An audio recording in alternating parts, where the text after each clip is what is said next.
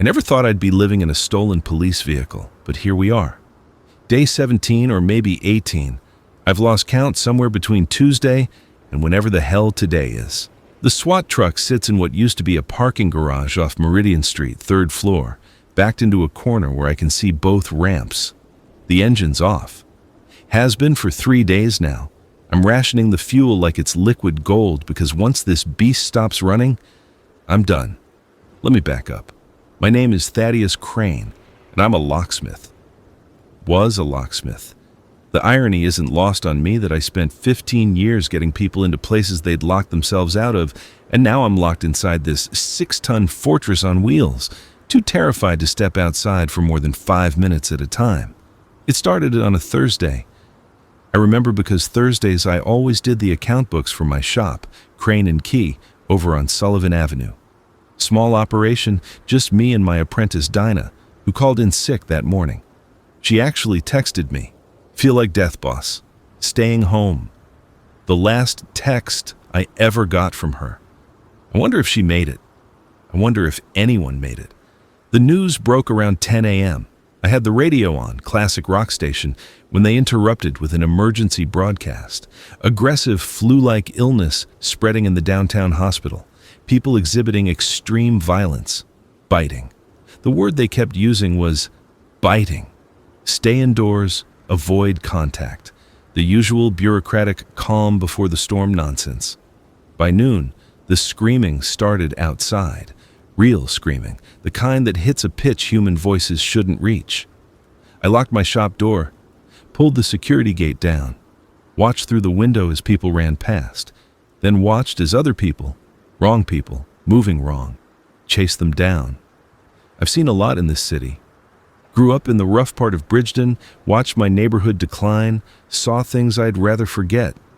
But nothing prepared me for watching Mrs. Kowalski from the nail salon rip out Tom Rivera's throat with her teeth. She'd done my girlfriend's nails 2 weeks before, had pictures of her grandkids on her station. I grabbed my go bag from the back office, something I'd kept since the riots 5 years ago. Water bottles, energy bars, first aid kit, flashlight, portable radio. Threw in my tools because tools are worth more than gold in situations like this. My dad taught me that. He was a Marine, survived 2 tours in the Gulf, always said, "Thad, a man with skills and tools can survive anything." Wish he was here. He'd know what to do. But he passed 3 years ago, and Mom followed 6 months later. Sometimes I think they got out at the right time. I stayed in the shop for 2 days. The power went out on day 1 around 8 p.m. The water stopped running 6 hours after that. I watched from my window as the city tore itself apart. Fires bloomed across the skyline like red flowers. Gunshots popped constantly, firecrackers that never stopped. The screaming never stopped either, just changed pitches as different voices took over. On the second day, I saw the SWAT team. They came rolling down Sullivan in 2 Bearcats, those big armored personnel carriers that looked like tanks had a baby with a bus. They were doing an evacuation, pulling survivors into the vehicles. I almost ran out. Almost. But something made me wait, watching from behind my security gate. Good thing I did. The infected came out of everywhere, a flood of them, drawn by the noise, the movement. I watched the SWAT team get overwhelmed in minutes. 1 Bearcat made it out, burning rubber as it fled west. The other one stalled right there in the intersection, 50 feet from my shop. The officers inside fought. I could hear the gunfire, see the muzzle flashes through the gun ports. They killed dozens, maybe hundreds. But the infected don't care about losses. They just keep coming, throwing themselves at the vehicle, climbing over their own dead. Eventually, the shooting stopped. The infected surrounded the Bearcat, pounding on it, rocking it, but they couldn't get in. Those things are built like bank vaults. After a few hours, the infected lost interest and wandered off, following some sound or movement I couldn't detect. That's when I made my decision. The Bearcat sat there for a full day, silent, unmoving. I watched it constantly, waiting to see if anyone emerged. No one did, and I realized that vehicle was my ticket out, my survival. Getting to it was the hardest thing I've ever done. I'm not a brave man. I fixed locks, cut keys, installed deadbolts. The most dangerous part of my day used to be driving in traffic, but I also knew staying in my shop meant dying slowly of thirst and starvation, or worse, dying when they eventually broke through the windows. I waited until dusk on the third day, made myself eat 2 energy bars and drink a full bottle of water, forcing down nutrition I'd need. Packed everything I could carry into my hiking backpack. Grabbed the tire iron from my truck out back, the only weapon I had besides a utility knife. The plan was simple. Sprint the 50 feet to the Bearcat, pray the doors weren't locked from inside, get in, and hope the keys were still in the ignition. I counted down from 10, 9, 8. My hands were shaking so bad I almost couldn't lift the security gate. 7, 6, 5. Deep breath, Thaddeus. 4, 3. This is insane. 2. Dad's voice in my head. Fear is healthy, son. Terror is deadly. Control one, survive the other. 1. I ran. God, I ran faster than I've ever run in my life. My legs felt like they weren't even touching the ground. The backpack slammed against my spine with each step. The evening air hit my face, carrying the smell of smoke and something sweet and rotten that I've since learned is the smell of death on a massive scale. 25 feet. An infected stumbled out from behind a burned-out car. I dodged left, didn't even slow down. 20 feet. Another one, this one faster, reaching for me. I swung the tire iron without thinking, felt it connect with skull bone. 15 feet. The Bearcat's rear door was right there, dark blue paint splattered with dried blood. 10 feet. Something grabbed my backpack. I twisted, jerked forward, felt the straps digging into my shoulders. 5 feet. My hand hit the door handle. Please be unlocked. Please be unlocked. Please. It opened. I fell inside, dragged my backpack in with me, and slammed the door so hard the whole vehicle shook. Hands immediately started pounding on the outside. Faces pressed against the small windows, distorted by the thick ballistic glass. Dead eyes that somehow still hunted, mouths open, teeth cracked and bloody. I scrambled toward the front, climbing over tactical gear and spent shell casings. The cab had 2 seats, both empty. Blood on the driver's side, a lot of it, but no bodies. They must have evacuated somehow or been dragged out. But the keys, blessed miracle, the keys were in the ignition. I turned them. The engine roared to life, that beautiful diesel rumble that meant power, meant mobility, meant survival. The fuel gauge showed 3/4 full. The infected outside went into a frenzy at the sound, attacking the vehicle with renewed intensity. I'd never driven anything like this before. The biggest vehicle I'd ever operated was my F-150, and that was a tricycle compared to this monster. The gear shift was industrial, truck style. I found drive, released the brake, and pressed the accelerator. Nothing happened. The vehicle didn't move. The infected kept pounding. I pressed harder, heard the engine rev, but we weren't going anywhere.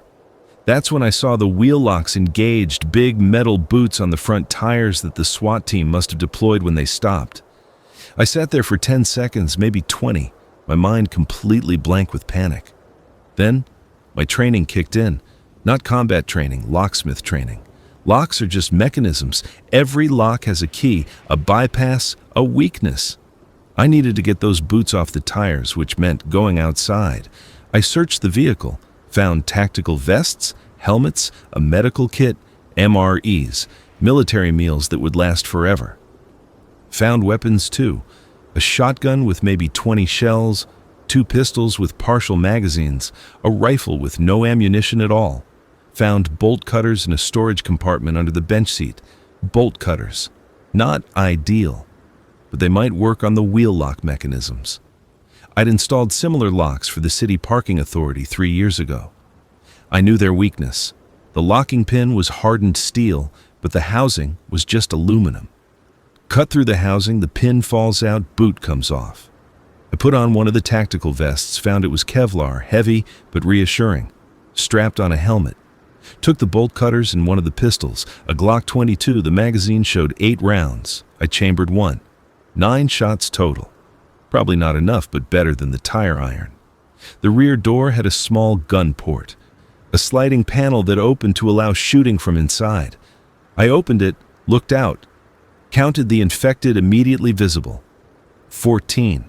More shuffling in the distance, drawn by the engine noise. I couldn't see the front tires from this angle, but I knew they were there, 10 feet forward from where I stood. I planned it out.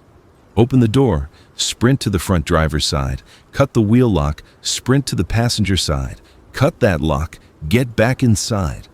20 seconds if everything went perfect, 30 if it didn't. A lifetime if they caught me. The helmet felt tight on my head, making my breathing echo in my ears. I turned off the engine. Didn't want to waste fuel, and the sudden silence might confuse them for a few seconds. Gripped the bolt cutters in my left hand, pistol in my right. Put my hand on the door release. Dad's voice again. "You can do this, Dad.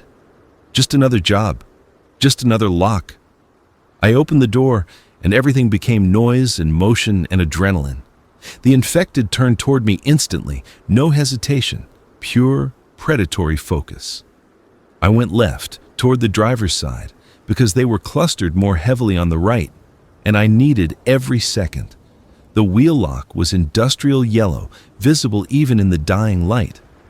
I dropped to my knees, positioned the bolt cutters on the housing. The infected were coming, fast, faster than I'd thought possible. Squeezed the handles. The aluminum bent but didn't break. Squeezed harder, putting my whole body into it. Metal fatigue, sheer stress, physics I'd learned in trade school. Pop. The housing cracked, the pin fell out. The boot dropped away from the tire. No time to celebrate. I sprinted around the front of the Bearcat, seeing my reflection in the windshield for just a moment, wild-eyed, terrified. The passenger side wheel lock waited. The infected were closer now, reaching for me. I could smell them, that sweet, rotten stench mixed with something chemical, like ammonia or decay. Dropped to my knees again, positioned the cutters. An infected woman in a business suit, one arm missing, lunged at me from the right. I swung the pistol up and fired without aiming. The shot went wide, but the sound made her stumble back, disoriented. Bolt cutters on the housing. Squeeze. My arms were screaming. My muscles turned to water from fear and exertion. Squeeze harder. The metal resisted. Then, pop. I ran. Didn't even pick up the boot. Just left it there and ran for the rear door. Hands grabbed at me, fingers catching the tactical vest, the helmet strap. I twisted, pulled free, dove through the door, and slammed it behind me. Something got caught in the door, a hand gray and swollen. I slammed it again, and the hand fell away, severed at the wrist, landing on the floor of the vehicle. I kicked it away with a yell, pure revulsion, then scrambled to the driver's seat. Keys in the ignition, turn. The engine roared, gear shift to drive, accelerator down. The Bearcat lurched forward, and I felt the sickening bump, bump, bump as we rolled over bodies, over the infected who'd thrown themselves in front of the vehicle. I didn't look back, just drove, navigating by instinct through streets I'd known my whole life, but which now seemed alien, apocalyptic. Buildings burned, bodies littered the sidewalks, abandoned cars blocked intersections. I pushed the Bearcat through all of it, using the vehicle's mass like a battering ram, shoving obstacles aside. I drove until I found somewhere defensible. The parking garage on Meridian was perfect, elevated, concrete ramps that could be blocked, limited access points. I took the Bearcat up to the 3rd floor, backed it into a corner where I could see anyone coming up either ramp. That was 17 days ago, maybe 18. The calendar doesn't matter much anymore. The Bearcat has become my entire world. It's 30 feet long, 8 feet wide, and 8 feet high. Armored hull, gun ports on all sides, a roof hatch I haven't dared open. The interior smells like sweat, gun oil, and the strawberry air freshener someone had hanging from the rearview mirror before the world ended. I've tried to air it out, but opening the doors means risk, and I've learned to live with the smell. The back compartment has bench seats running along both walls, metal grating on the floor, storage compartments everywhere. The SWAT team had loaded it for a deployment, which means I inherited their supplies. I found 14 MREs in various flavors. I've eaten 5. The rest sit in a plastic bin, organized by calorie count. Beef stew is the best. Vegetarian pasta is somehow worse than starvation. 6-gallon jugs of water, 1 empty, 5 full. I've been drinking about 1/3 of a gallon per day, which means I have 45 days of water left. Maybe. Dehydration is how most people die in survival situations. Not the infected, not violence, simple lack of water. The medical kit has been invaluable. Gauze, antibiotics, painkillers, antibiotic ointment, a suture kit I hope I never have to use. I've already gone through half the painkillers just managing the constant tension headaches from stress and poor sleep.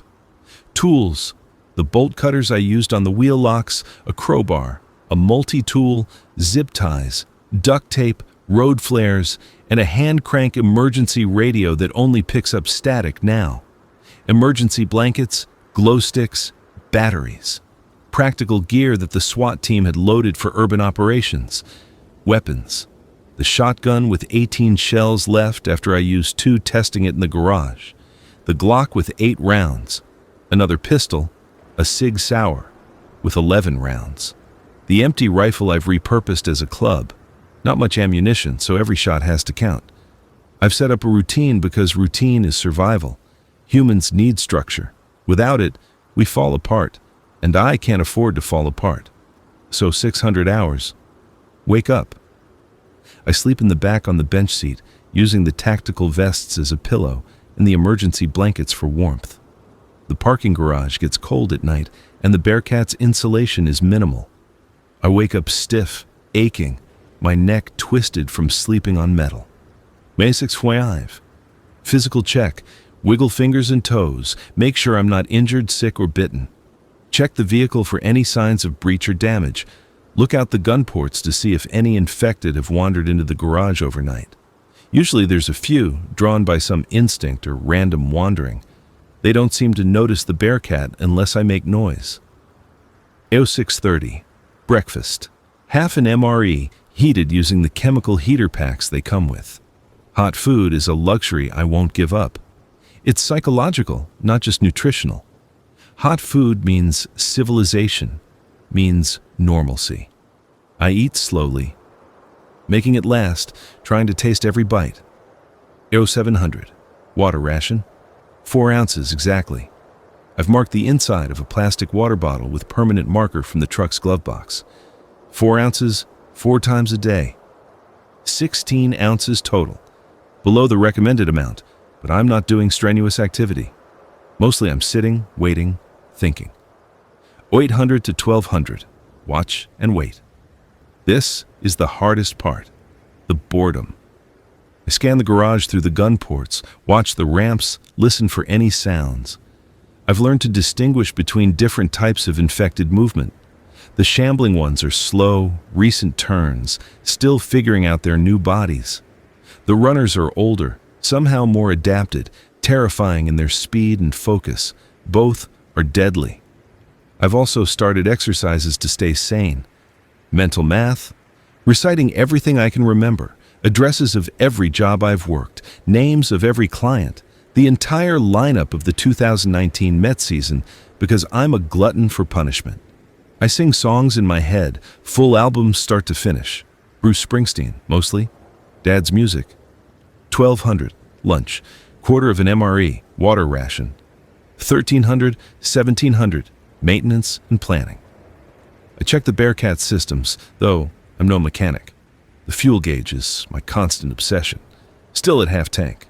The engine burns about a gallon an hour when running, and I've run it maybe 10 hours total since I got here.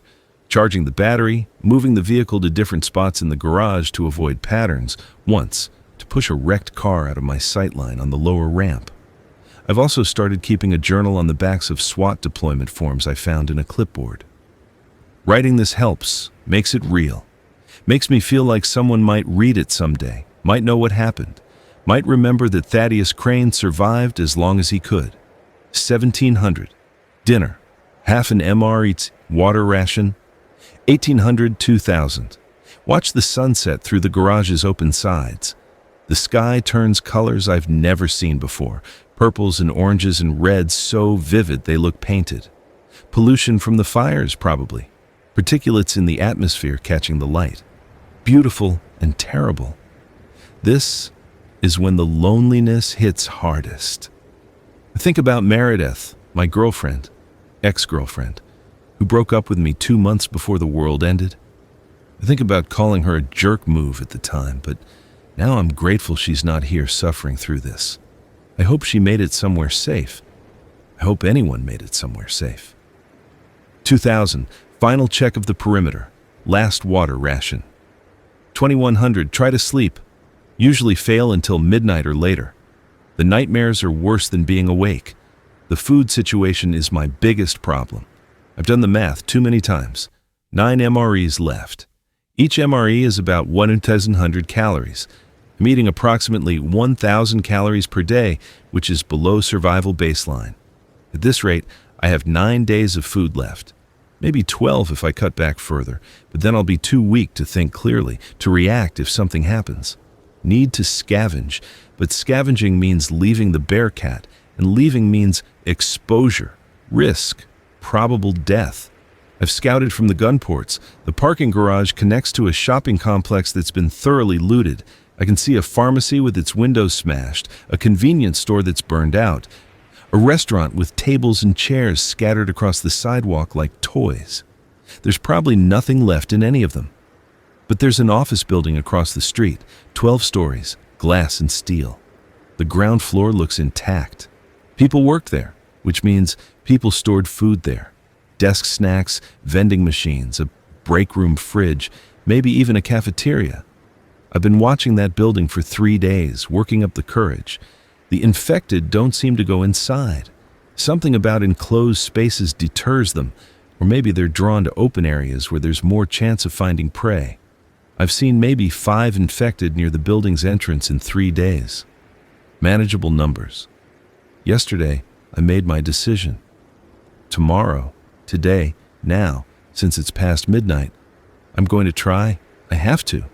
Starvation is a certainty if I stay here. At least scavenging gives me a chance. I've packed a smaller bag, a tactical sling pack I found in the Bearcat storage. Bolt cutters in case of locked doors. The Glock with all 8 rounds loaded. My lockpick set because locked doors are my specialty. A flashlight. An empty backpack to carry whatever I find. The plan. Drive the Bearcat to the office building entrance, park as close as possible, run inside, sweep the ground floor for supplies, get back to the vehicle. 10 minutes maximum. In and out before the infected can swarm. I'm terrified. My hands won't stop shaking. I've already thrown up once from anxiety. Precious calories lost to the floor grating. But I'm out of options. It's 5:30 now. Dawn in an hour. I'm going to wait for full light, better visibility, and the infected seems slightly slower in daylight. Photosensitive, maybe. I'll move at 700. Thaddeus Krane, locksmith, survivor, idiot about to get himself killed. If anyone finds this journal, know that I tried. Know that I didn't give up. Here we go. 6:58 hours. I'm sitting in the driver's seat, engine idling, watching the office building entrance. 2 infected visible, both shambling types. One used to be a security guard based on the uniform remnants. The other's too deteriorated to identify. My mouth is dry despite the extra water I drank. The Glock sits on the passenger seat, safety off, round chambered. The tactical vest is tight across my chest, restricting my breathing, but I'm not taking it off. Kevlar might stop a bite. Might. 700. I put the Bearcat in drive and roll down the ramp, taking it slow, trying to minimize noise.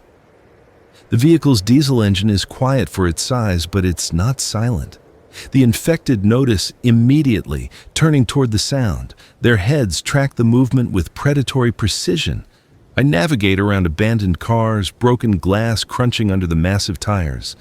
The office building gets closer, 50 feet, 40. The two infected start moving toward me, but they're slow, manageable. 30 feet. I can see the building's entrance clearly now. Revolving doors, one of them jammed open. Dark lobby beyond. 20 feet. An infected stumbles out from behind a delivery truck. Faster than the others, a runner. It sprints toward the Bearcat, arms outstretched, mouth open. I press the accelerator, feel the vehicle surge forward. The infected hits the front bumper and goes under, a sickening crunch that I feel through the steering wheel. 10 feet from the entrance. I stop the Bearcat at an angle, driver's side door closest to the building, engine still running. I need a quick escape. Deep breath, grab the Glock, grab the bags. I open the door, and the morning air hits me, cool and rank with decay. The security guard infected is 15 feet away, moving toward me. The other shambler is 20 feet, slower. I have maybe 30 seconds before they close the distance. I run for the revolving door. My boots hit pavement, then tile as I push through into the lobby. It's dark inside, emergency lighting providing only minimal illumination. The air is stale, motionless. My flashlight beam cuts through the darkness, revealing an abandoned reception desk, potted plants now dead and brown. A directory board listing companies I'll never care about. 20 seconds gone. I need to move. The lobby has 3 hallways branching off. I pick the one with a sign reading Cafe and Commons with an arrow pointing left. Follow it, moving fast, the Glock up and ready. The break room is 30 feet down the hall, glass walls showing tables, chairs, a kitchenette. I try the door, locked. Of course it's locked. I pull out my lockpick set, hands shaking, muscle memory taking over. It's a standard commercial lock, nothing fancy. Rake pick, tension wrench. Feel for the pins. This is what I do. This is what I'm good at. 5 seconds. The lock clicks. I'm in. The kitchenette has cabinets above a counter, a refrigerator that's now just a box of rot, a microwave. I go for the cabinets first, yanking them open. Jackpot. Coffee, useless. Sugar packets, useful. Protein bars, a whole box of them. Granola and chocolate and some kind of berry flavor. I start shoving them in my backpack. A jar of peanut butter, seal unbroken. Crackers, 2 sleeves. A box of instant oatmeal packets. 45 seconds gone. I hear something behind me, spin with the Glock raised. Nothing there. Just my paranoia, my racing heartbeat pounding in my ears. Keep moving. There's a vending machine in the commons area. I run to it, see it's fully stocked. Chips, candy bars, cookies. The glass is reinforced, but the bolt cutters make short work of the lock mechanism on the side panel. The door swings open, and I'm grabbing everything. Candy bars by the handful, chips bags shoved into every pocket and corner of the backpack. 60 seconds. A sound from the lobby, a wet shuffling noise that makes my skin crawl. They've come inside. Multiple sets of footsteps. The slap of dead feet on tile. I zip the backpack, sling it over my shoulder, heavy with supplies. Enough food for 2 weeks if I'm careful, maybe 3. I move back toward the hallway, staying low, trying to be silent. 3 infected in the lobby. I can see them through the glass walls of the hallway. They're searching, drawn by the noise I made, spreading out. One of them, a woman in a torn dress, her jaw hanging at an unnatural angle, moves toward the hallway where I'm hiding. I back up, looking for another exit. There, an emergency exit sign, red letters glowing on battery backup. I move toward it, praying it doesn't have an alarm. The infected woman is closer now, maybe 40 feet away, her broken jaw working soundlessly, drool or blood or something worse dripping from her mouth. I hit the emergency exit bar and silence. No alarm. The door opens onto a side alley, daylight flooding in. I run, the backpack bouncing against my spine, the Glock still in my hand. The alley is clear. The Bearcat is visible at the front of the building, engine still running, driver's door open like a promise. But there's infected between me and it. I I count 5, 6, 7, more than when I went in. The engine noise has drawn them, and now they're clustered around the vehicle, pawing at it, trying to find a way inside. I have two choices: fight through them or find another way. Fighting means using ammunition I can't replace. Finding another way means risking getting lost, surrounded, killed. I choose option 3. The Bearcat has a horn. I sprint along the building's perimeter, staying in cover until I'm 40 feet from the vehicle at a different angle. The infected haven't seen me yet. I aim the Glock at the Bearcat's hood and fire. The shot cracks across the morning, impossibly loud. The bullet sparks off the armored hull, and the infected turn toward the sound, moving away from the driver's door, clustering toward where the bullet hit. I run, straight sprint, no thinking, pure adrenaline. The door is open, 20 feet. An infected notices me, starts to turn, 15 feet. I fire again, not at the infected but at the ground near them, creating noise and confusion. 10 feet. I'm at the door, throwing myself inside, dropping the Glock on the passenger seat as my hands hit the steering wheel. Gear shift, drive, accelerator. The Bearcat surges forward, and I'm turning the wheel, navigating back toward the parking garage. The infected chase us, but they can't keep up. In the rearview mirror, I watch them recede, their arms still reaching, always reaching. I'm laughing, hysterical, relieved, terrified laughter that I can't control. I made it. I got supplies. I survived. The parking garage appears ahead, and I guide the Bearcat up the ramps, back to the 3rd floor, back to my corner. I park, kill the engine, and sit there shaking for 5 minutes before I can even move. Then, I unload the backpack and take inventory. 23 protein bars, 1 jar of peanut butter, creamy, 16 ounces, 2 sleeves of crackers, 12 packets of instant oatmeal. From the vending machine, 18 candy bars, 12 bags of chips, 6 packages of cookies. I do the math. Each protein bar is about 200 calories. The candy bars are similar. The chips may be 150 per bag. The peanut butter is 2,400 calories total. The crackers and oatmeal add maybe another 1,000 combined. Total, approximately 11,000 calories. At my current consumption rate of 1,000 calories per day, that's 11 days of food. Combined with my remaining MREs, I have 20 days of supplies now, maybe 25 if I stretch it. 25 days to figure out what comes next. I eat a protein bar to celebrate, chocolate and peanut butter flavor that tastes like victory and borrowed time. Then, I drink my water ration and update my journal. Scavenging run successful. No bites, no injuries. Fired 2 rounds, 6 remaining in the Glock. Mental state: shaky but functional. Day 18. Still alive, still fighting. The euphoria from the successful scavenging run lasted about 3 hours. Then reality set in. I just spent 2 bullets and massive amounts of adrenaline to buy myself 20 days. What happens on day 21? This is the trap of survival. Every solution is temporary. Every victory is just delay. I can't stay in this parking garage forever. Eventually, the fuel will run out completely. Eventually, there will be no more buildings to scavenge, no more supplies to find. Eventually, I'll have to make a real decision about what comes next, but not today. Today, I'm going to rest, ration carefully, and watch the city die around me. The infected have changed since day 1. I've noticed it through the gun ports, watching them shamble and hunt below. They're getting faster. Not all of them, but enough to be concerning. The fresh ones, the recent turns, they're sluggish, uncoordinated. But the ones that have been infected for a week or more, they move with purpose. They learn.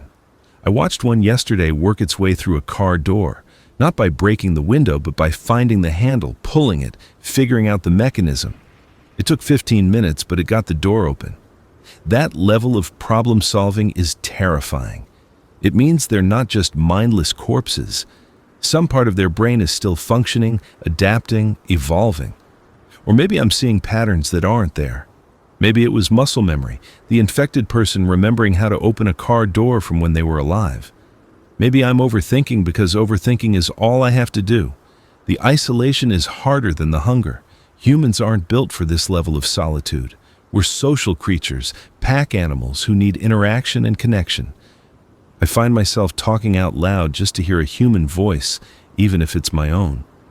I narrate my actions like I'm giving a tour. Now Thaddeus is opening an MRE, beef stew flavor, his second favorite. He's heating it with the chemical pack, watching it steam. Good job, Thaddeus. It's pathetic. It's also necessary.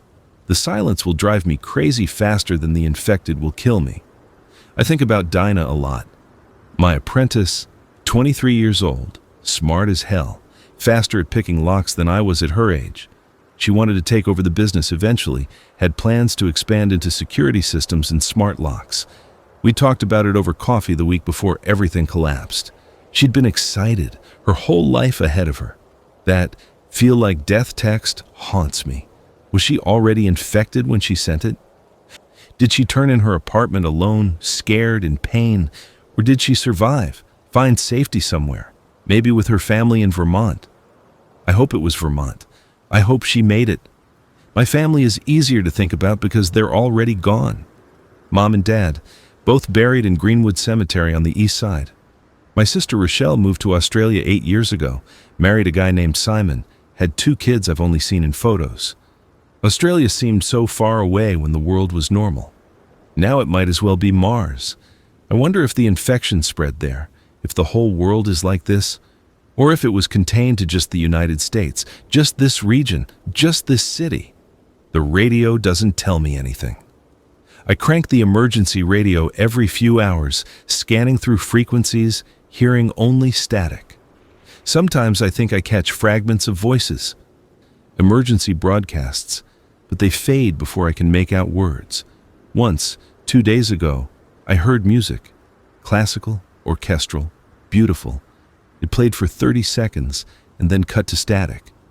I cried. Actually sat there in the driver's seat and cried because music meant people, meant civilization, meant I wasn't the last person alive. But I haven't heard it since. Maybe I imagined it.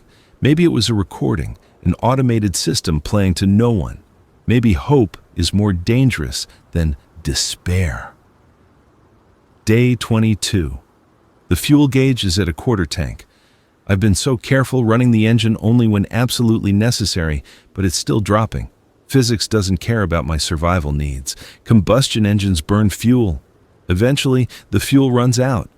I'm going to have to leave the parking garage soon. Not today, not tomorrow, but soon. The question is, where do I go? I've been studying the city through the gun ports, mapping it in my mind. To the north is the residential district where I grew up, rows of houses that are probably full of infected now, families who turned on each other, neighbors who became predators. No safety there, no supplies worth the risk.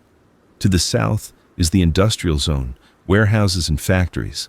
Lots of space, lots of potential shelter, but also wide open areas where infected can swarm from any direction. Defensibility is questionable. East is the river. The Larkspur River, which runs through the city and eventually feeds into the Atlantic 60 miles downstream. Water means potential escape routes, boats maybe, but it also means bridges, and bridges are choke points. Natural kill zones where both the infected and desperate survivors would congregate. West is the highway, Interstate 89, which connects to the national network. Before the collapse, traffic cams showed the highway jammed with refugees fleeing the cities. Now those same cars are tombs, miles of gridlocked metal coffins filled with corpses and infected. But beyond the gridlock, maybe 20 or 30 miles out, there might be clear road, might be escape. I'm leaning west. The Bearcat can handle rough terrain if needed, can push through obstacles. If I can get past the initial gridlock, I might be able to reach the countryside, find a farmhouse or rural community that's still defendable. People in rural areas have guns, supplies, space to see threats coming.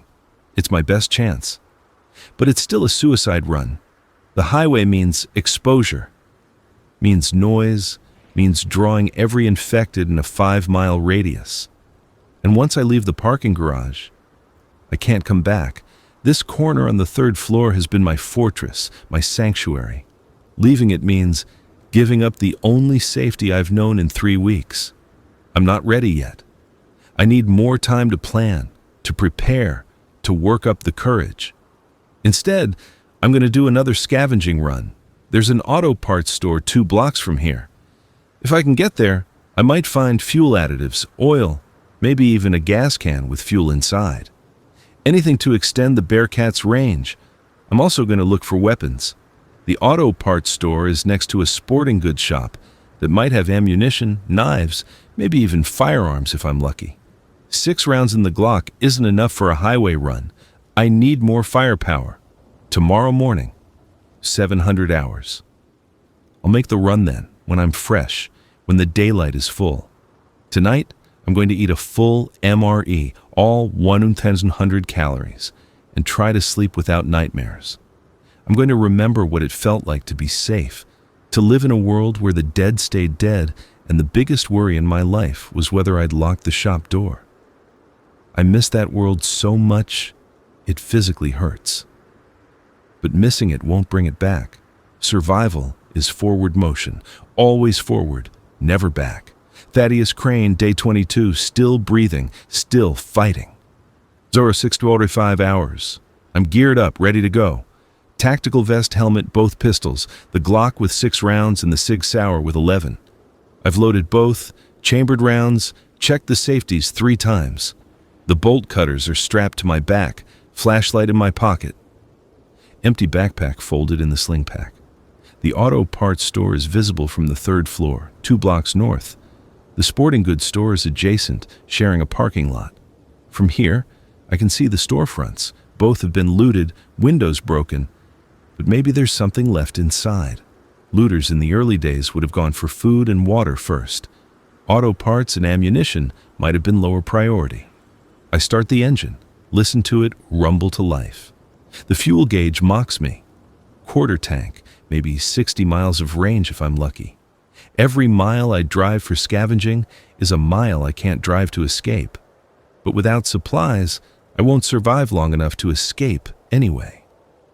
The math of survival is ruthless. I pull out of my corner, navigate down the ramps. Morning light filters through the garage's open sides, revealing the city in harsh detail. Smoke rises from fires that have burned for weeks. Bodies litter the streets, some moving, some not. A dog, God, a living dog, runs past carrying something in its mouth. Life finds a way, even in hell. The Bearcat rolls onto the street. 2 infected immediately noticed and turning toward the sound. I ignore them, focusing on the route. Straight 2 blocks, right turn into the parking lot. Simple, in and out. Block 1 is clear. I navigate around a burned-out sedan, its interior black and skeletal. Block 2 has a cluster of infected, 6 of them, feeding on something in the street. They look up as I approach, their faces covered in gore, and for a moment I think they're going to attack, but they just watch as I pass, then return to their meal. Some kind of territorial instinct, maybe. They've claimed this kill and aren't interested in challenging a 6-ton vehicle for it. The parking lot appears ahead. I turn in, scanning for threats. 3 infected shambling near the sporting goods entrance. 1 crawler dragging itself across the asphalt, both legs destroyed. I drive past them, stopping the Bearcat 20 feet from the auto parts store entrance. Engine off or running? Running means noise, means drawing attention. Off means potential failure to start when I need to escape. I compromise. Engine on but idling low, ready to go. I grab both pistols, the bolt cutters, my supplies bag, open the door, and hit the pavement running. The auto parts store entrance is a yawning black mouth, glass scattered across the threshold like teeth. I step through carefully, avoiding the broken glass, flashlight up and sweeping. The interior is a mess, shelves knocked over, products scattered across the floor, signs of looting and chaos. But there's still inventory, Brake pads, air filters, wiper blades. None of it useful to me. I need fuel, oil, anything liquid that burns. I navigate toward the back where they'd keep automotive fluids. My boots crunch on debris, too loud, announcing my presence. Nothing moves in the darkness. The air smells like motor oil and dust. There. A shelf still standing, plastic bottles lined up. Motor oil, transmission fluid, brake fluid, antifreeze. And, yes, a 5-gallon gas can. I grab it, shake it, empty, useless. But there's 2 more behind it. I grab the second one, heavy. Slosh of liquid inside, fuel. Maybe 3 gallons, not much, but enough to extend my range by 30 miles. I'm loading it into my bag when I hear the sound behind me, not the shambling of infected. Footsteps, human footsteps, trying to be quiet and failing. I spin, both pistols up, adrenaline spiking. A figure stands 15 feet away, backlit by the entrance light. Male, thin, holding something, a crowbar maybe. We stare at each other for a frozen moment. "Don't shoot." His voice is hoarse, cracked from disuse. "Please don't shoot." I keep the pistols aimed at him. "Who are you?" Kelton Rourke. I've been hiding in the stockroom." He gestures toward the back of the store. 3 weeks now. You're the first person I've seen who wasn't one of them."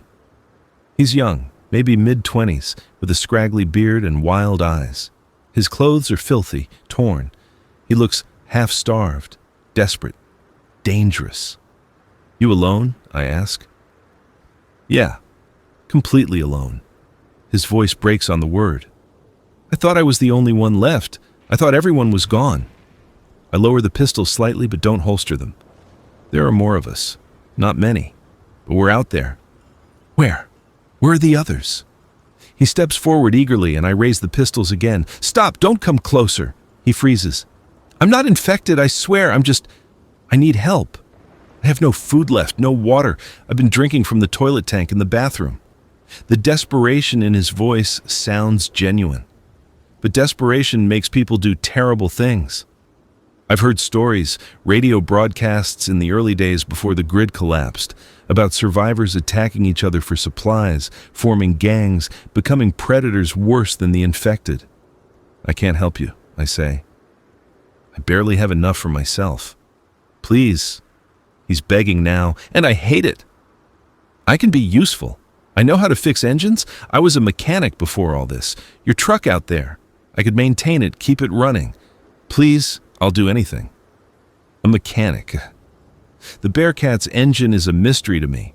I've been praying nothing breaks because I wouldn't know how to fix it. Having someone with mechanical skills could mean the difference between surviving and being stranded. But it could also mean trusting a stranger in a world where trust gets you killed. "Show me your arms," I say. "Roll up your sleeves, both of them." He complies immediately, pushing up the torn fabric to reveal stick-thin arms covered in grime, but no bite marks, no scratches that look infected.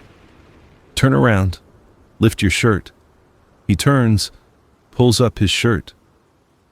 His back is a topography of ribs and spine, but no wounds, no signs of infection. "Okay, you're clean."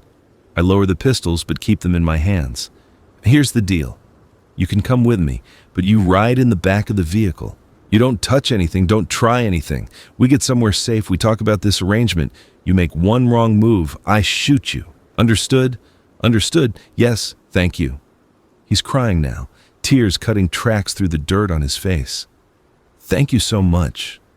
I feel like I'm making a terrible mistake, but I can't just leave him here to starve. Some small part of my humanity still exists, still refuses to let people die when I can help."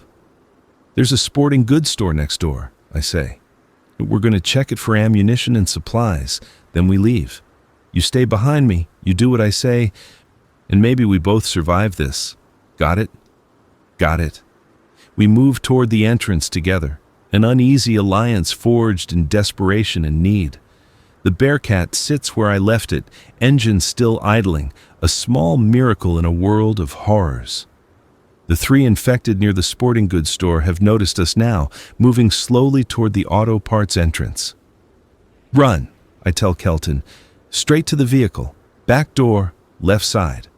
We run together, my mechanical knowledge and his desperation, two survivors in a dead world. The infected try to intercept us, but they're slow, uncoordinated. I fire once, the Glock, my last precious bullets, and the lead infected drops with a hole in its skull. The other two stumble over the body, giving us time. Kelton reaches the Bearcat first, yanks open the back door. I'm right behind him, covering our retreat. He climbs inside and I follow, slamming the door as hands slap against the armored exterior. Inside the vehicle, Kelton collapses on the bench seat, sobbing with relief. I move to the driver's seat, hands shaking, processing what I've just done. I've taken on a passenger, a liability, someone who will need food, water, protection, someone who might betray me, might be infected and hiding it, might be insane, or someone who might help me survive. I put the Bearcat in gear and drive away from the auto parts store, the sporting goods store forgotten in the chaos. 5 rounds left in the Glock, 11 in the SIG, a stranger in my vehicle, and the fuel gauge dropping steadily toward empty. Day 22 just got a lot more complicated. We're back in the parking garage, 3rd floor, my corner. Kelton sits in the back, still crying quietly. I'm in the driver's seat, pistol in my lap, watching him in the rearview mirror. "Tell me your story," I say. "How you ended up in that auto parts store." He wipes his face with filthy hands, leaving smears of dirt and tears. "I worked there, assistant manager.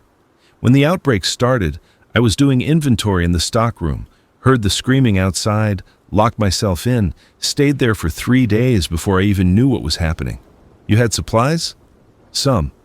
Vending machine in the break room, bottled water from the mini fridge. I made it last as long as I could.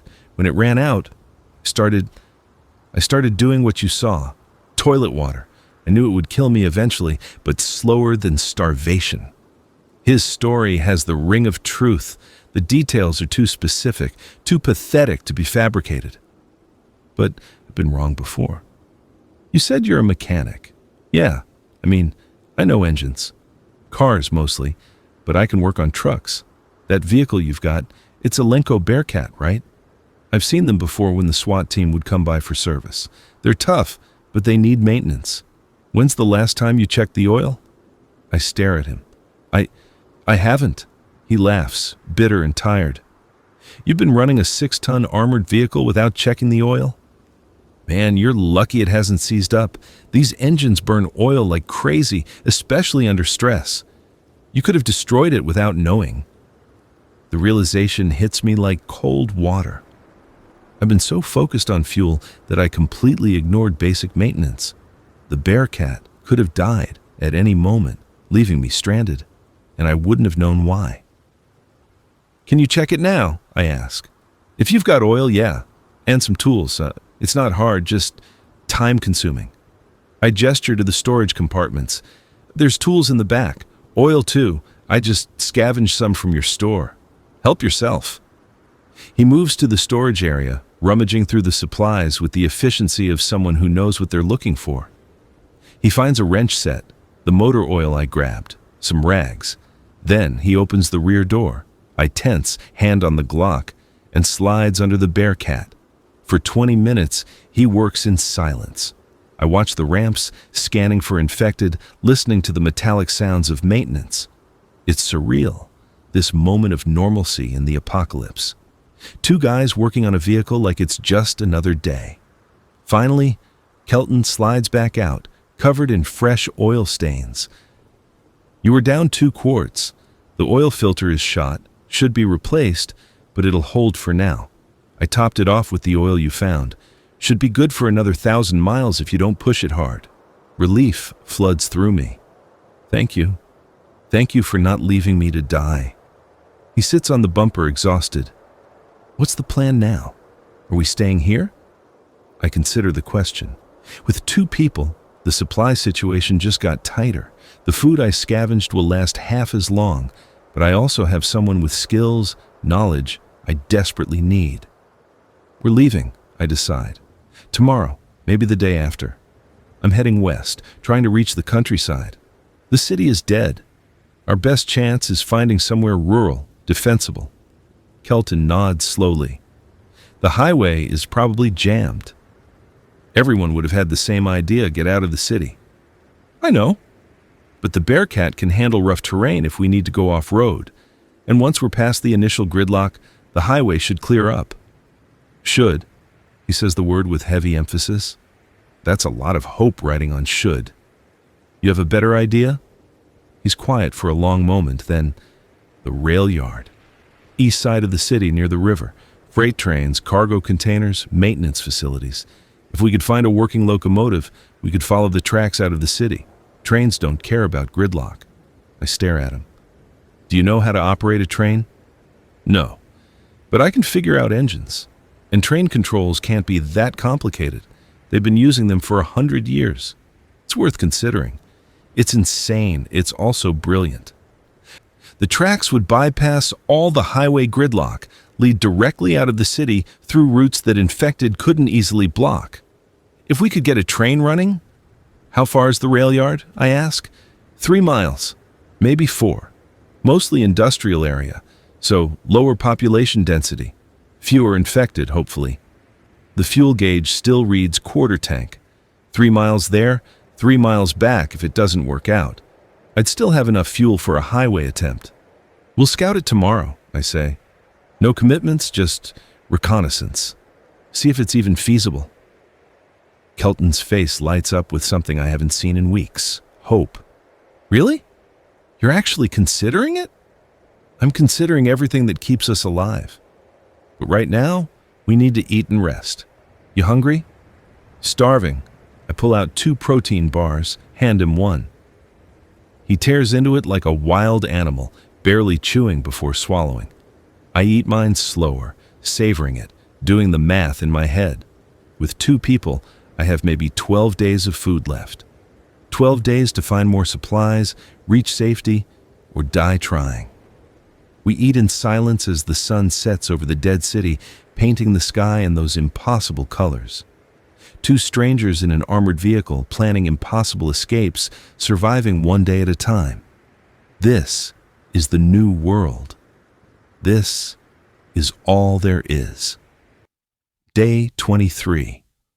I wake up to find Kelton already awake, sitting in the driver's seat, staring out the windshield. He hasn't tried to start the engine, hasn't touched anything, just sitting, watching. Morning, I say, my voice rough with sleep. He doesn't turn around.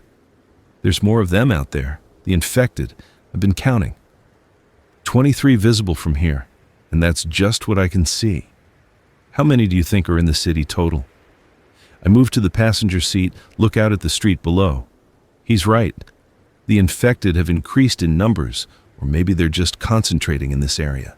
They wander aimlessly, bumping into obstacles, sometimes attacking each other in brief, savage fights. Population of the city before the outbreak was 800,000, I say. If even 10% of them turned and survived, that's 80,000 infected. Could be more, could be less. And we're going to drive through them to reach a rail yard. You want to back out? Say the word. I'll drop you wherever you want.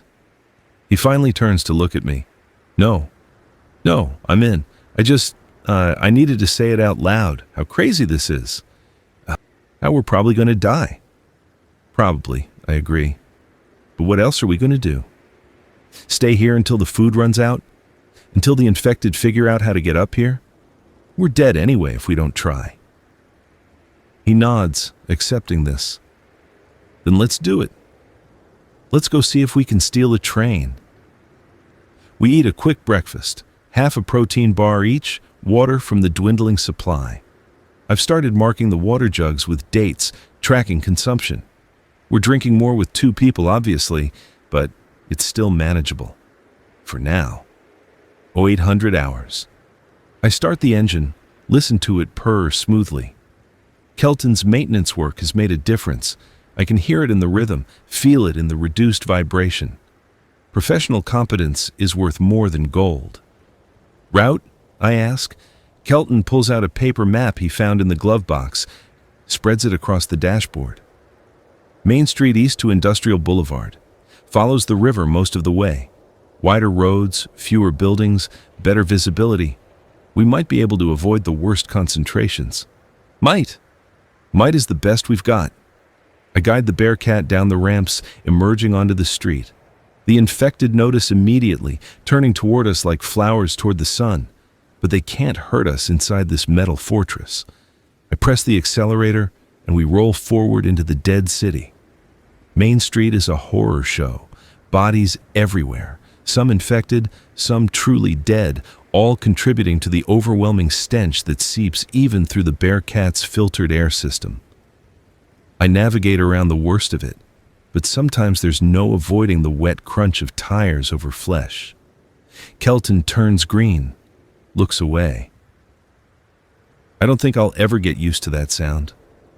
Don't, I tell him. The day you get used to it is the day you stop being human. We pass through what used to be a shopping district. The stores are burned out shells, their contents looted or destroyed. A department store has collapsed entirely, its facade crumbled into the street.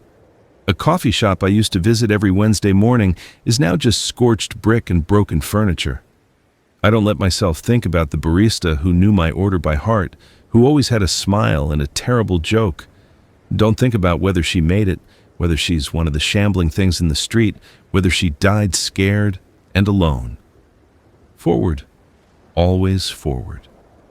Industrial Boulevard appears ahead, a wide 6-lane street lined with warehouses and manufacturing facilities. The infected concentration is lower here, just as Kelton predicted. They're scattered, individual threats rather than swarms. 2 miles to the rail yard, Kelton says, tracking our progress on the map. Should be about 10 minutes at this speed. 10 minutes, an eternity and an instant. I maintain steady speed, 30 miles per hour, fast enough to outrun infected on foot, but slow enough to react to obstacles. A semi-truck blocks 2 lanes ahead, jackknifed across the road. I steer around it using the sidewalk, crushing a bus stop shelter under the Bearcat's reinforced tires. The destruction barely registers. Infrastructure doesn't matter anymore. Movement, Kelton says suddenly, pointing. 12 o'clock, 50 yards. I see it. A group of infected, maybe 15 of them, clustered around something, feeding, probably. They notice the Bearcat, and several break off from the group running toward us, runners, the fast ones. Hold on, I warn, and press the accelerator harder. The Bearcat surges forward, engine roaring. The runners are fast, but not faster than 6 tons of armored vehicle. They slam into the front bumper, go under the wheels, become obstacles we roll over. Kelton makes a sound like he's going to vomit. I don't blame him. But I don't slow down either. The rail yard comes into view, a vast expanse of tracks, freight cars, cargo containers stacked like children's blocks. A maintenance building sits at the eastern edge, 3 stories of concrete and steel with garage bays large enough for locomotives. There, I point, that building. If there's a working train anywhere, the maintenance crew would keep it there. I navigate the Bearcat through the rail yard entrance, past a guard shack that's been abandoned, its windows shattered. The tracks create a maze of steel and wood, forcing me to drive carefully to avoid getting stuck. The maintenance building's main garage door is closed but not locked. I park the Bearcat 20 feet away, engine running, and we both stare at the building. Could be infected inside, Kelton says. Could be supplies inside too. Tools, fuel, maybe even food in a break room. Could be nothing but death. Could be, I agree, but we won't know unless we look. I grab the Glock, 5 rounds left, and the bolt cutters. Kelton takes the crowbar he'd been carrying in the auto parts store. Not much for weapons, but it's what we have. We approach the door together. It's a rolling industrial door, chain operated. The chain is locked with a padlock that looks commercial grade. I examine it, feel the familiar weight in my hands. I can pick this, I say. Give me 2 minutes. Kelton keeps watch while I work, lockpick set out, muscle memory taking over. The lock is stiff from disuse, but the mechanism is standard. I feel for the pins, apply tension, work each pin individually. It's meditative, this process. Something unchanged from the old world. The lock clicks open. I remove it, drop it on the ground. Ready? No. But let's do it anyway. I grab the chain, start pulling. The door rises with a metallic screech that echoes across the rail yard. We freeze, waiting to see if the noise attracts infected. Long seconds pass, nothing moves toward us. The garage interior is dark, massive, cathedral-like in its dimensions. My flashlight beam reveals a locomotive sitting on tracks that run through the building. It's huge, painted in faded orange and black, with Burlington Northern written on the side in peeling letters. "Holy shit," Kelton whispers. "That's a mainline diesel locomotive, EMD SD42 if I'm right. Those things are workhorses built to last forever." "Can you start it?" "I can try, but we need to check if it has fuel first, if the battery is charged, if—" He's interrupted by a sound from deeper in the building. Shuffling, movement. Not the wind, not settling metal. Something alive. Or undead. I raise the Glock, sweeping the flashlight beam across the darkness. Kelton grips his crowbar, positioning himself behind me. "Who's there?" I call out, knowing it's stupid, knowing infected don't answer. "But if there's survivors—" A figure stumbles into the light. Female, wearing overalls covered in old grease stains. Her face is gray, eyes milky white. Recent turn, maybe a few days old. She lurches toward us, mouth opening in a silent scream. I fire. The shot is deafening in the enclosed space, and the infected woman drops, a neat hole in her forehead. 4 rounds left. "Are there more?" Kelton asks, his voice shaking. "Probably. This is a maintenance building. The workers would have been here when the outbreak started. Could be dozens." As if in response to my words, more shuffling sounds emerge from the darkness. Multiple sources surrounding us. We're in a kill box exposed with limited ammunition and no escape route, except the way we came. "Back to the Bearcat," I say. "Now, move." We retreat toward the door. And that's when they emerge. 7 infected, all wearing the same overalls, all converging on us with that terrible, relentless hunger. I fire twice more, 2 down, 2 rounds left in the Glock. Kelton swings his crowbar, connecting with an infected man's skull with a wet crunch. We're at the door. I grab the chain, start pulling, trying to close it. The infected are 15 feet away. 10, 5. The door slams shut. I yank the chain through the mechanism, locking it in place. Hands immediately start pounding on the other side, the metal reverberating with the impact. Kelton and I run for the Bearcat, jump inside, slam the doors. Safe. For now. "That went well," Kelton says and starts laughing. Hysterical, relieved laughter that I can't help but join. We sit there in the Bearcat, surrounded by the dead city, laughing like lunatics. When we finally catch our breath, Kelton says, "The locomotive is in there. It might be our way out. But we'll need to clear the building first, make sure it's safe to work." "How many rounds do you think that would take?" "More than we have." I check the Glock. 2 rounds. The SIG has 11. 13 bullets total to fight our way through an unknown number of infected, clear a building, and figure out how to operate a train. The math doesn't work. It never works. "Plan B?" I ask. Kelton stares at the maintenance building, thinking. "There might be other locomotives in the rail yard.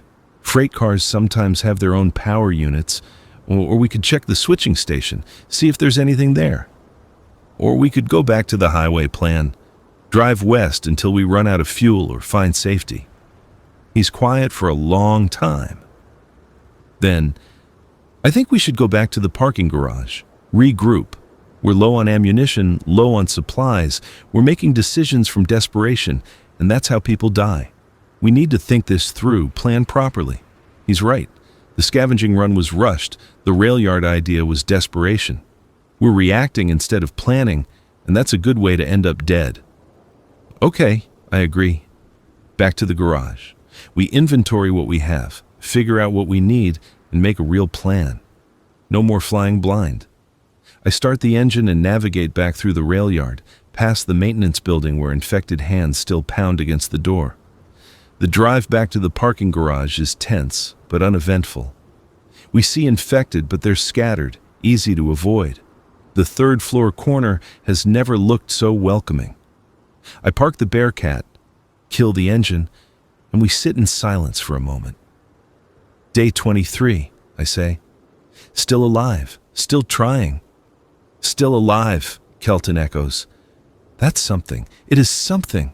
In this new world, it's everything.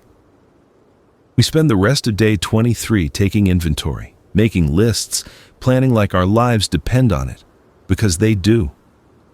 Kelton finds a notebook in the storage compartments and starts writing everything down in neat, mechanical handwriting. Food. 8 MREs, 9,600 calories, 18 protein bars, 3,600 calories, 12 candy bars, 2,400 calories, 12 bags of chips, 1,800 calories, 6 packages of cookies, down 200 calories, 1 jar peanut butter, bars, 75% full, 1,800 calories, 2 sleeves crackers, 800 calories, 12 packets instant oatmeal, 1,800 calories. Total, 23,000 calories. Daily consumption, 2 people, 2,000 calories. Days remaining, 11.5 days. Water. 4.5 gallons remaining. Daily consumption, 2 people, 0.5 gallons. Days remaining, 9 days. Ammunition. Glock, 22, 2 rounds, 6 sour. P2 26, 11 rounds. Shotgun, 18 shells. Total, 31 rounds. Fuel. Bearcat tank, quarter full, approximately 15 gallons. Gas can, 3 gallons. Total, 18 gallons. Bearcat consumption, spare to 1 gallon per 3 miles. Range, 54 miles. Medical. Antibiotics, 75% of supply. Painkillers, 50% of supply. Gauze, bandages, 80% of supply. Suture kit, unused. Tools. Bolt cutters, crowbar, wrench set, screwdrivers, lockpick set, multi-tool, duct tape, zip ties. Kelton looks up from the notebook. 9 days until we're out of water. That's our hard deadline. We can stretch food, but we can't survive without water. The river, I say. We could boil water from the Larkspur River. It's contaminated, but boiling should make it safe. Maybe. Or maybe it's full of infected corpses and toxic runoff from the factories. Drinking it could kill us slower than dehydration. He's right, but it's still an option. A terrible option, but one we might need. What about fuel, I ask. 54 miles isn't much. If we're heading west to the countryside, we'd need to find more fuel along the way. Gas stations are probably dry or surrounded by infected. Our best bet is siphoning from abandoned vehicles, but that's time-consuming and dangerous. I stare at the numbers, trying to find a solution that doesn't end with our deaths. What if we don't take the Bearcat all the way? What if we drive as far as the fuel allows, then continue on foot? With 13 bullets and no transportation through territory filled with infected? That's suicide. Everything is suicide. I snap, frustration boiling over. Staying is suicide. Leaving is suicide. We're trapped in a metal box waiting to die of thirst while the city rots around us. So tell me, Kelton, what's the non-suicide option? He's quiet, staring at his notebook. Then, quietly, there isn't one. We're already dead. We're just deciding how and when. The words hang in the air, heavy with truth. We're survivors on borrowed time, and the debt is coming due. But I refuse to accept that. I didn't survive 3 weeks alone, didn't steal this vehicle, didn't risk my life scavenging just to give up now. No, I say. We're not dead, we're alive, and we're going to stay that way. Here's what we're going to do. Tomorrow, we make one more scavenging run. We need water, bottles, jugs, anything we can find. We need food, and we need ammunition. There's got to be somewhere in this city that hasn't been completely picked clean. Where? Kelton asks. We've already hit the auto parts store, the office building. Where else is there? I think back to my years in this city, to all the places I've worked, installed locks, cut keys. The university, it's north of here, about 2 miles. Dormitories would have had vending machines, mini fridges in the rooms. The campus police station would have had weapons and ammunition. And the environmental science building has a water purification lab. I installed their security locks 2 years ago. Kelton's eyes widen. Water purification. That could solve our hydration problem. If the equipment is still there, still functional. Big ifs. But possible. Possible, I agree. We spend the rest of the daylight hours planning the university run. Kelton marks the route on the map. Main Street north to University Avenue, straight through the campus to the Environmental Science Building. 2 miles there, 2 miles back, 4 miles total. Well, within our fuel budget. The campus police station is in the center of campus, adjacent to the student union. We'll hit that first for ammunition, then move to the dorms for food, finally ending at the Environmental Science Building for the purification equipment. It's ambitious. It's dangerous. It's our best chance. As the sun sets, we eat a sparse dinner, protein bars and water, carefully rationed. Kelton asked me about my life before, and I tell him about the locksmith shop, about Dinah, about the simple routine of cutting keys and installing deadbolts. He tells me about the auto parts store, about his dreams of opening his own garage someday, specializing in classic car restoration, about his girlfriend Enid, who worked as a nurse and was at the hospital when the outbreak started. He doesn't know if she made it. Probably didn't. We don't talk about family. The losses are too fresh, too painful. Instead, we talk about the small things we miss. Hot showers, fresh coffee, the sound of traffic, normal human sounds that we took for granted. What will you do if we make it? Kelton asks. If we actually survive this? Get somewhere safe? I've been asking myself that question for 3 weeks. I don't know. Maybe restart the locksmith business if civilization rebuilds. People will always need locks, need security. What about you? Fix engines, build things. Maybe help rebuild whatever's left of the world. He pauses, assuming there's anything left to rebuild. There will be, I say, with more confidence than I feel. Humans are survivors. We've survived plagues, wars, catastrophes. We'll survive this too. You really believe that? I have to. Otherwise, what's the point? We settle in for the night, taking turns on watch. I take the first shift, sitting in the driver's seat, scanning the darkness through the windshield. The city is quiet tonight, unusually so. No distant gunshots, no screams, no sounds of chaos. Just the soft wind and the occasional shuffle of infected on the street below. It's peaceful, in a horrible way. This is what the end of the world sounds like. Not a bang, but a whimper. Not explosions and destruction, but silence and decay. I think about Dinah's text again. Feel like death. 3 words that haunt me. I wonder if she knew somehow that something was wrong, if she felt the infection taking hold, felt herself changing. I hope it was quick. I hope it didn't hurt. I hope she didn't suffer alone. The stars are visible tonight. No light pollution to obscure them. I haven't looked at the stars in years, too busy with work, with life, with the 1,000 small concerns that don't matter anymore. They're beautiful, cold, and distant, and eternal. Somewhere up there, maybe. Someone is looking down at Earth and wondering what happened to us. Or maybe we're alone in the universe, the only intelligence in a vast emptiness, and we couldn't even survive ourselves. Depressing thoughts for a night watch. I shake them off, focus on the present.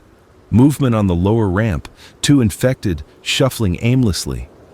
They don't come up to the 3rd floor. They never do, not without a reason. The stairs seem to confuse them, require a level of problem solving they can't manage. That might not last.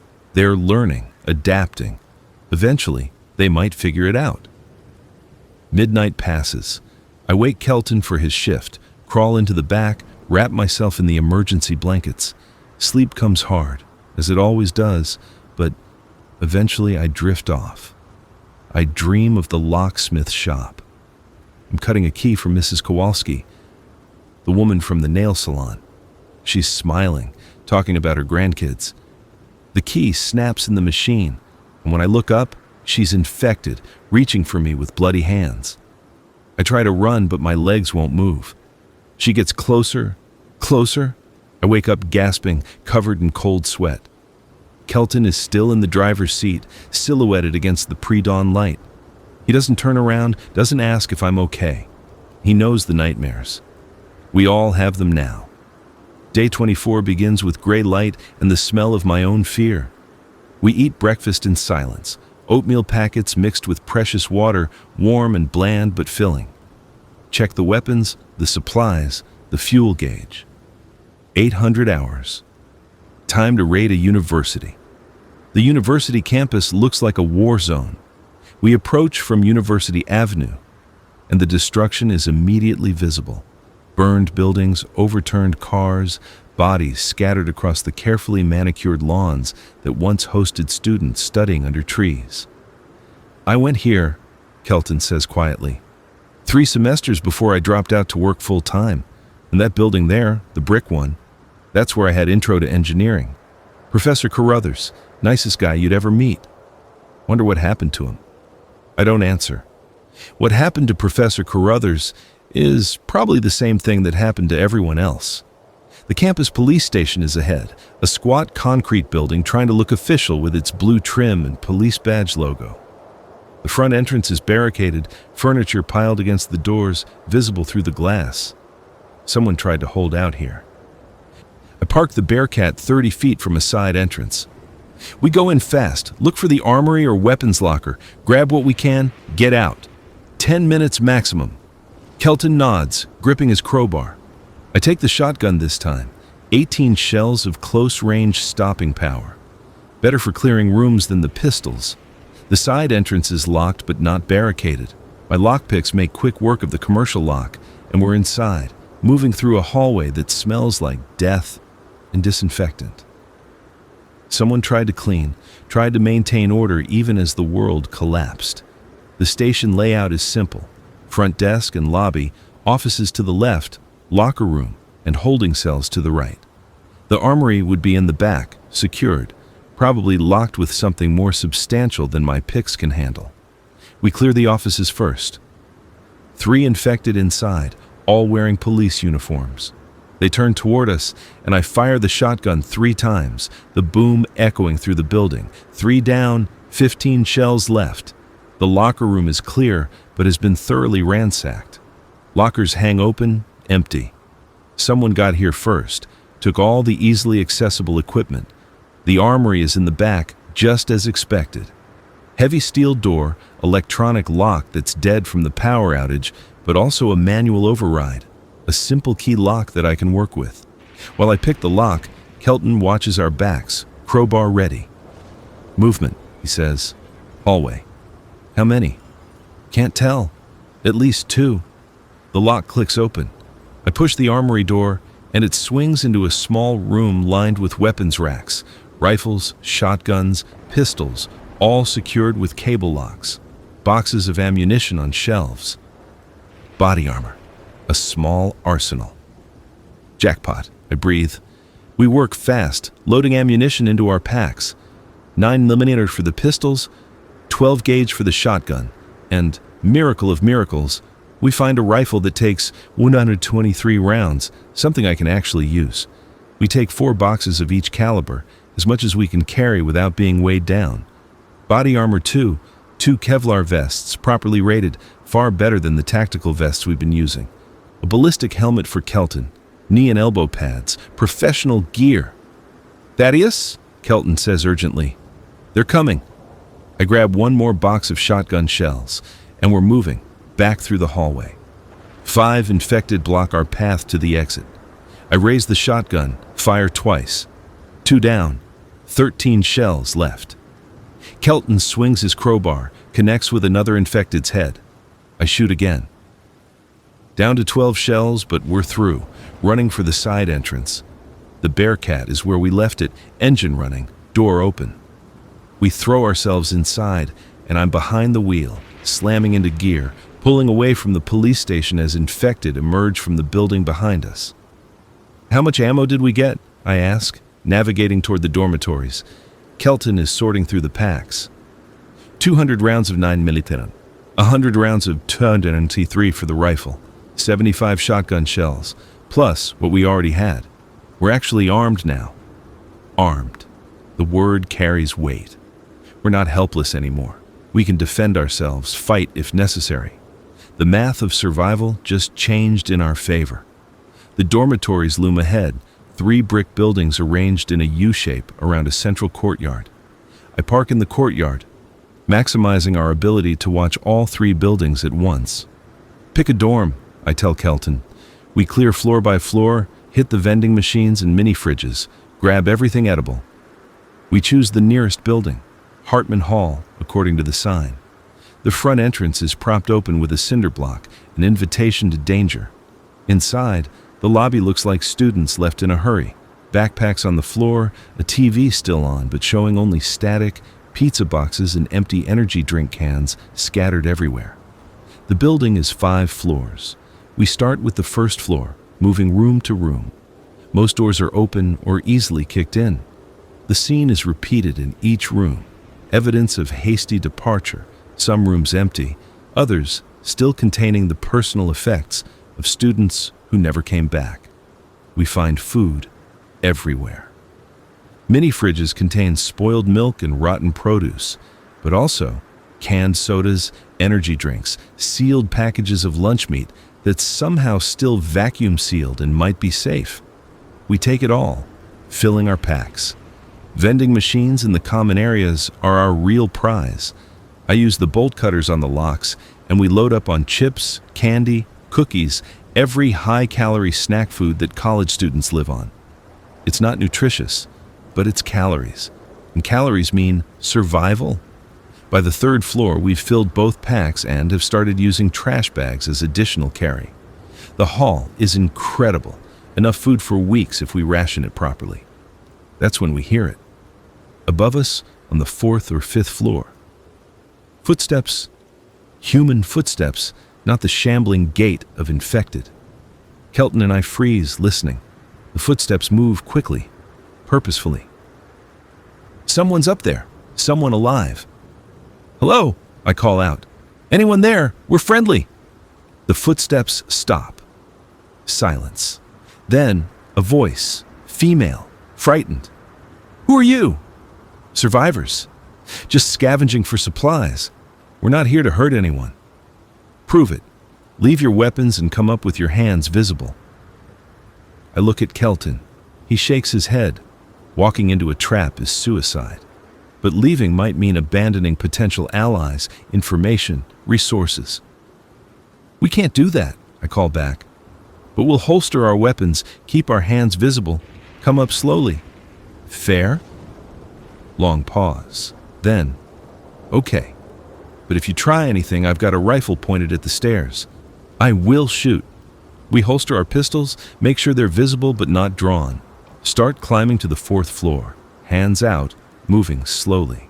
At the top of the stairs, a young woman emerges from a hallway holding a hunting rifle. She's maybe 20, with dark hair pulled back, wearing jeans and a university sweatshirt.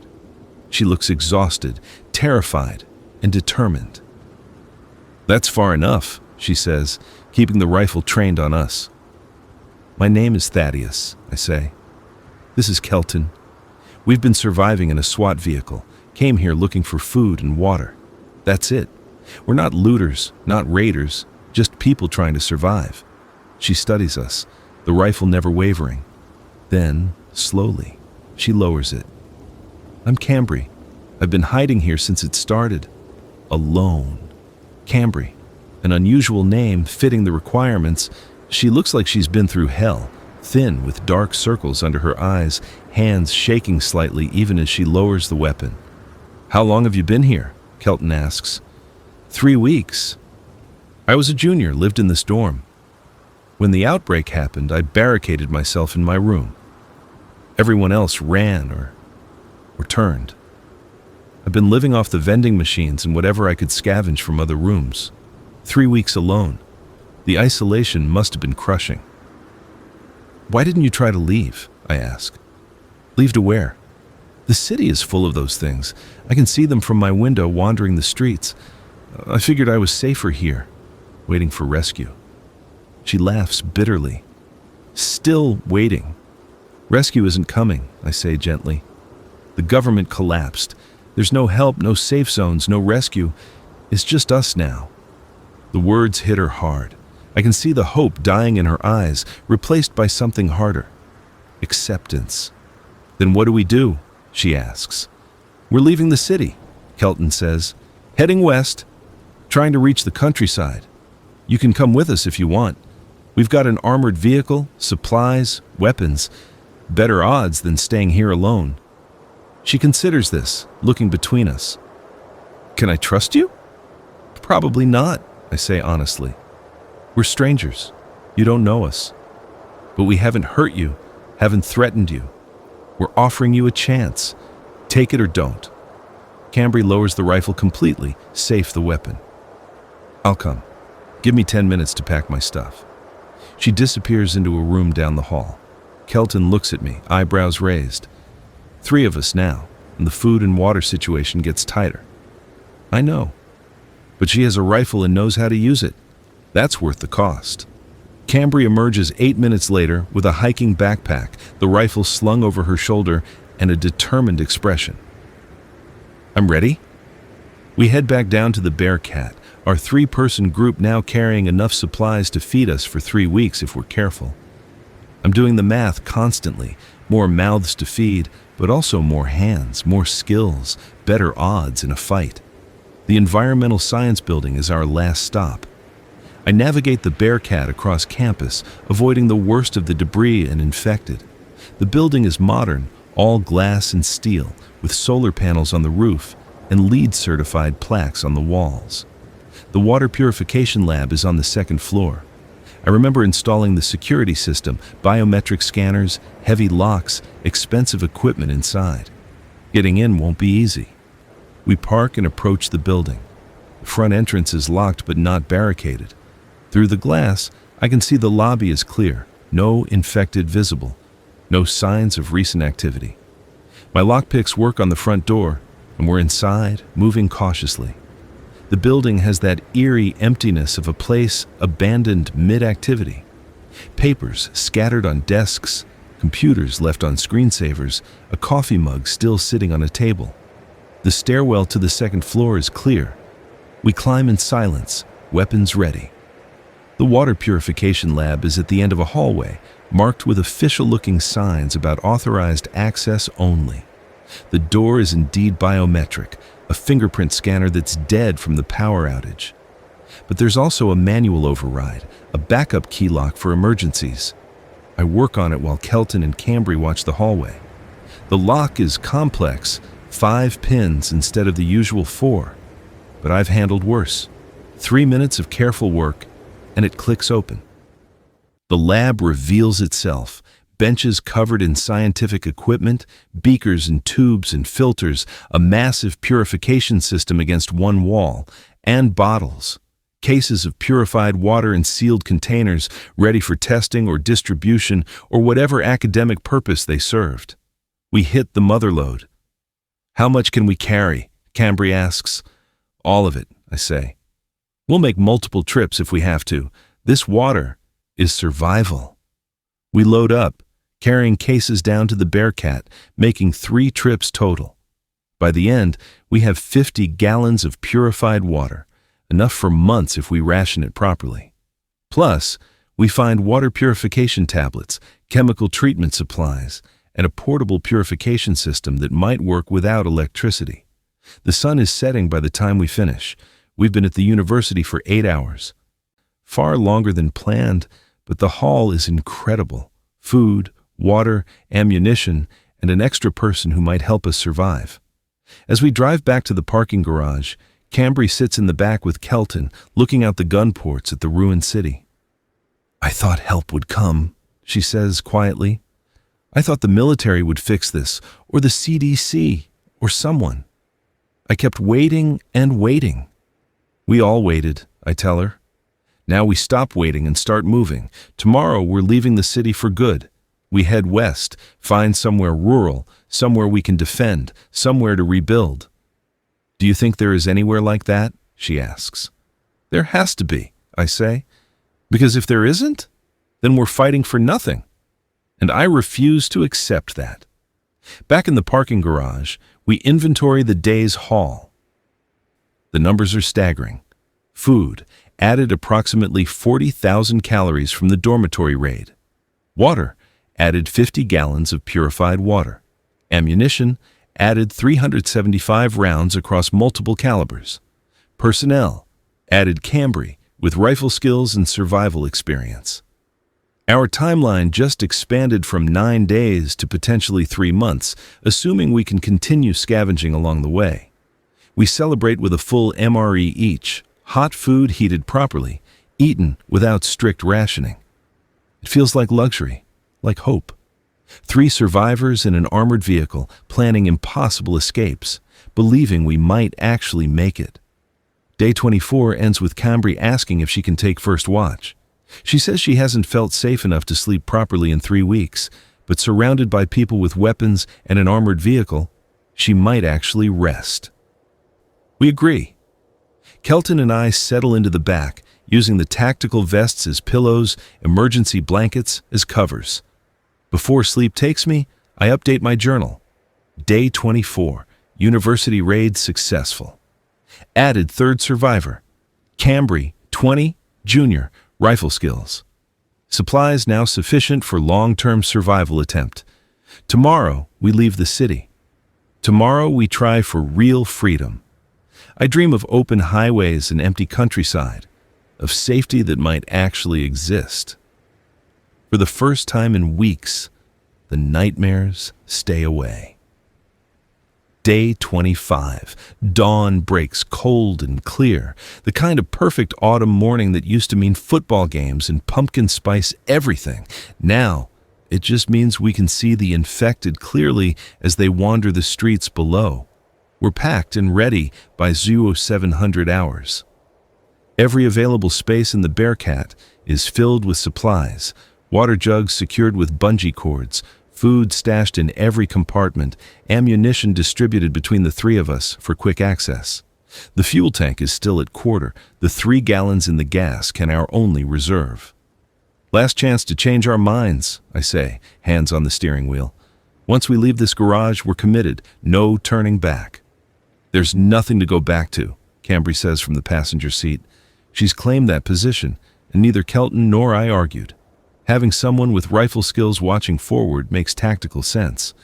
Kelton is in the back, the rifle we grabbed from the police station across his lap. West on I-89, he confirms. We should be able to reach the initial gridlock in 15 minutes. After that, it's improvisation. I start the engine, listen to it rumble steadily. Kelton's maintenance work continues to pay dividends. The Bearcat sounds healthy, strong, ready for whatever we're about to face.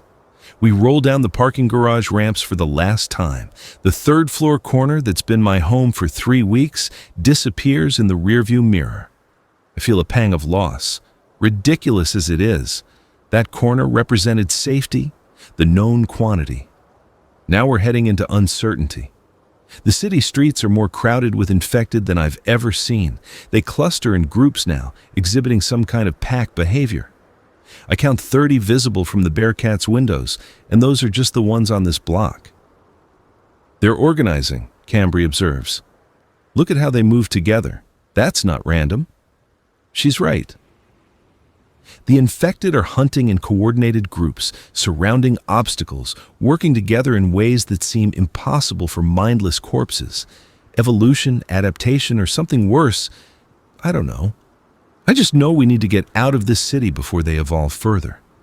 I navigate toward the highway on-ramp, following the route Kelton mapped out. Main Street to the interchange, then straight west. Simple in theory. In practice, every block reveals new horrors. A group of infected has surrounded a delivery truck, rocking it methodically. Someone's inside, I can see movement through the windshield. They're trying to tip the whole vehicle over. Should we help? Kelton asks. I want to say yes. Every fiber of my humanity screams to help, to save whoever's trapped in that truck. But we have limited ammunition, limited fuel, limited time. Stopping means risk, means potentially dying ourselves. No, I say, hating myself for it. We can't save everyone. We have to keep moving. Cambry doesn't argue, which somehow makes it worse. We drive past the truck, and I don't look at the rearview mirror. Don't want to see what happens when the infected finally tip it over. The highway on-ramp appears ahead, and my worst fears are confirmed. The gridlock is massive. Cars packed bumper to bumper, extending as far as I can see. Some are abandoned, doors hanging open. Others are occupied by desiccated corpses or infected too weak or damaged to break free. We're not getting through that in the vehicle, Kelton says. The shoulder, I point. We can drive on the shoulder, push through obstacles. The Bearcat can handle it. I steer onto the highway shoulder, and immediately we're in a different kind of hell. The shoulder is littered with debris, suitcases, furniture, personal belongings that people threw from their vehicles trying to lighten the load.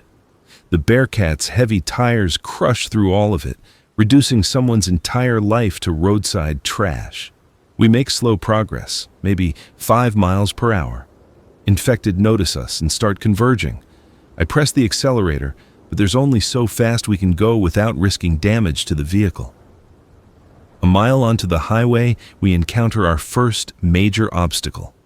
A semi-truck has jackknifed across the shoulder and part of the main lanes, completely blocking our path. Behind it, the gridlock continues unbroken.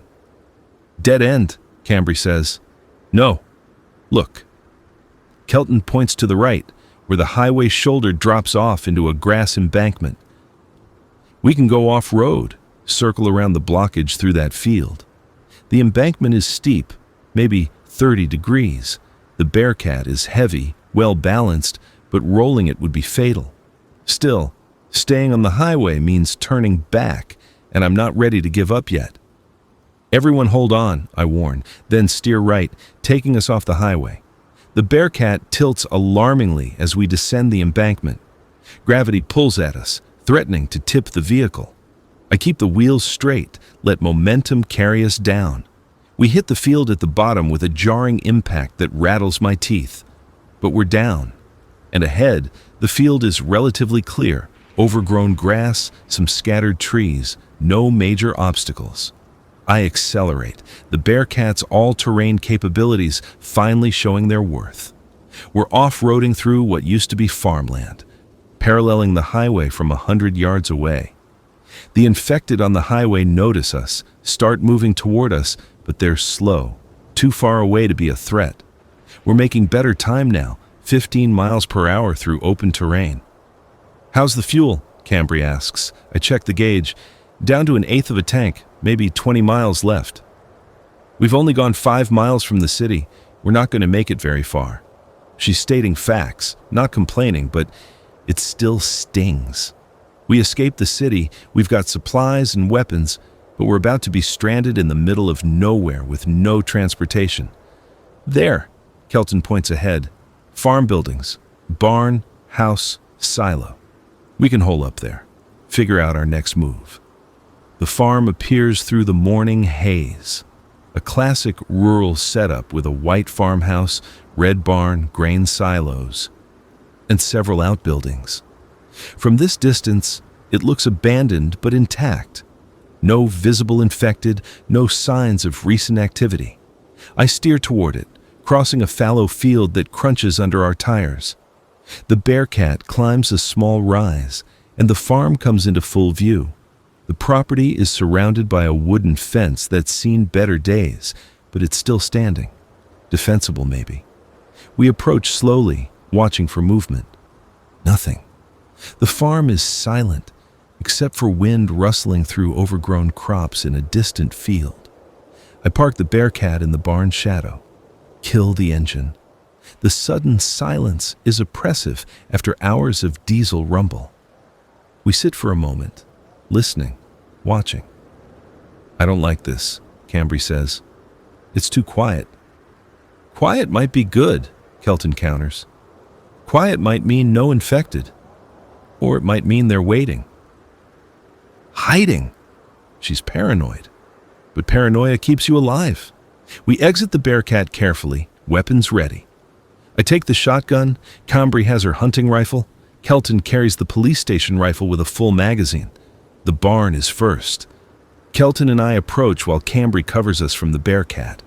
The barn door is closed but not locked, sliding open on rusty tracks with a screech that makes us all wince. Inside, the barn is dark and musty. Farm equipment sits idle, a tractor, plows, tools hanging on the walls, hay bales stacked in the loft. No infected, no bodies, no signs of violence. Just an abandoned farm, frozen in time. Clear, I call to Cambry.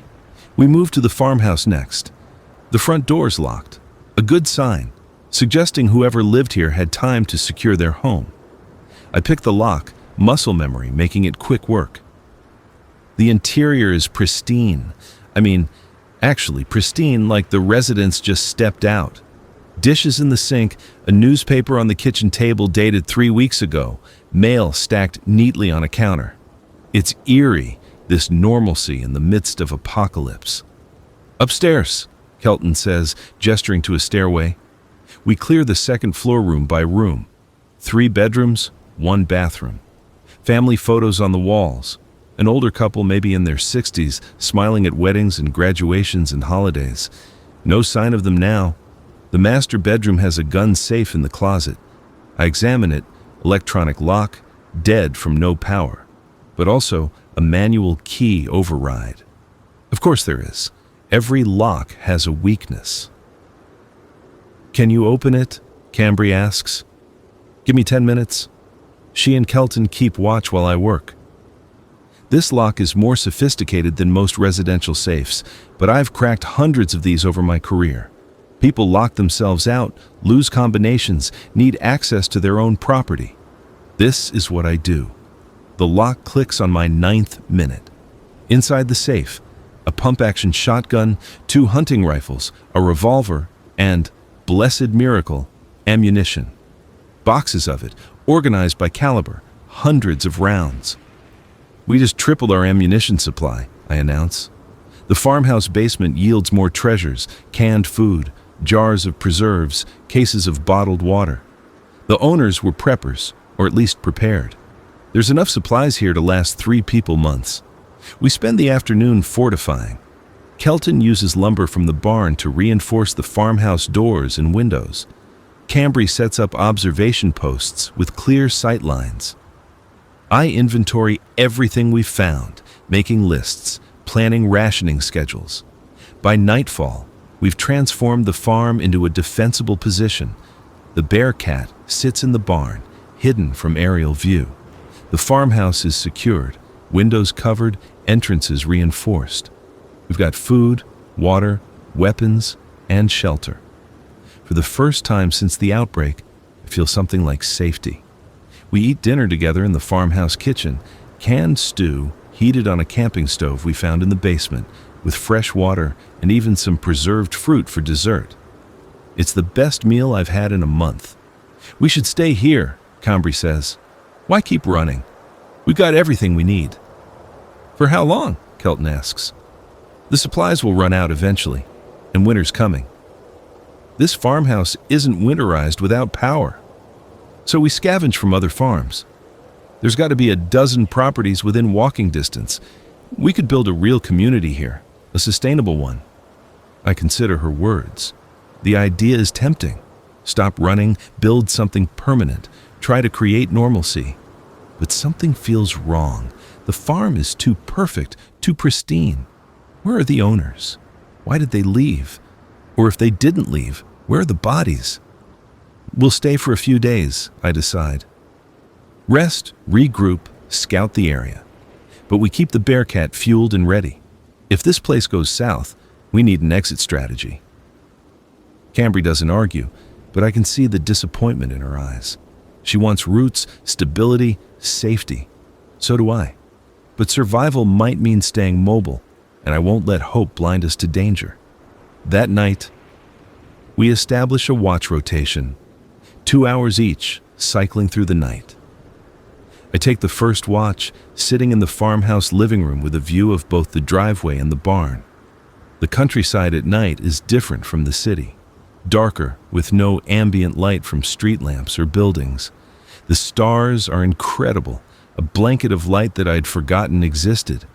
I can see the Milky Way, constellations I haven't thought about since childhood camping trips with my dad. Dad would know what to do. He survived war zones, hostile territories, combat situations I can't imagine. He'd have a plan, a strategy, a way forward, but he's gone. And I'm alone, except for 2 near strangers I'm trying to keep alive. Movement in the darkness. My hand goes to the shotgun before my brain processes what I'm seeing. A deer. Just a deer. Crossing the field beyond the fence. It stops, looks toward the farmhouse, then continues on its way. Life. Real life, untouched by the infection. It's a reminder that the world is bigger than humanity's collapse, that nature continues regardless of our apocalypse. At 200 hours, I wake Kelton for his watch. Exchange brief words, all clear, no movement, quiet night. Then, I crawl into one of the bedrooms, using a real mattress for the first time in weeks, and sleep dreamlessly until dawn. Day 26 begins with the smell of coffee. Real coffee, brewed from grounds we found in the farmhouse pantry, heated with the camping stove. Cambry made it, and the simple gesture feels like civilization returning. "We should scout the neighboring farms today," she says over breakfast. "See what's out there, whether there are other survivors, what supplies we might access." "Agreed," I say, "but carefully." We go in pairs, stay in visual contact, check in every 15 minutes. We split up. Cambry and I take the north properties. Kelton stays to continue fortifying the farmhouse and maintain the Bearcat. We're armed heavily. Cambry with her rifle, me with the shotgun, and both pistols. The nearest farm is half a mile north, visible across open fields. We walk, keeping to the tree line for cover, scanning constantly for threats. The morning is crisp, beautiful, deceptively peaceful. The neighboring farm is smaller than ours, just a house and a garage. The front door is open, swinging slightly in the wind. Bad sign. We approach cautiously. Cambry covers while I clear the interior. Inside is carnage. Blood splattered across the walls, furniture overturned, clear signs of violence. But no bodies, no infected. Whatever happened here, it happened weeks ago. The kitchen has been looted, cabinets hanging open, empty. But the garage yields results. A red plastic gas can, full, 5 gallons of fuel. I grab at Triumph. 5 more gallons means 75 more miles of range for the Bearcat. "Movement," Cambry hisses from the doorway. 3 o'clock, 100 yards. I look where she's pointing. 4 infected shambling across the field toward us. Slow ones, manageable, but still a threat. We run, I decide. No point wasting ammunition on them. We sprint back toward our farm, the gas can bouncing against my leg. The infected try to follow but can't match our speed. We're back at the farmhouse in minutes, breathing hard but safe. Kelton has news when we return. "I found something in the barn, a ham radio setup, professional grade. It's hooked to a car battery that's probably dead, but if I can charge it, we might be able to communicate. Find other survivors, figure out what's happening beyond our immediate area." A radio. Communication with the outside world, or whatever's left of it. The possibility sends adrenaline through my system. "Can you get it working?" I ask. "Maybe. I need to rig up a charging system. The farmhouse has solar panels on the roof, probably dead controllers, but I might be able to bypass them, run direct power to the battery." "How long?" 2 days if everything goes right. Longer if I run into problems." "Do it," I say. Communication is worth the time investment.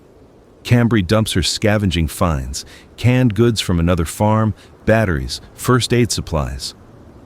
There's 4 more properties within a mile, all abandoned, some looted, but there's still usable supplies scattered around. We could clean them out over the next few days. We settle into a routine.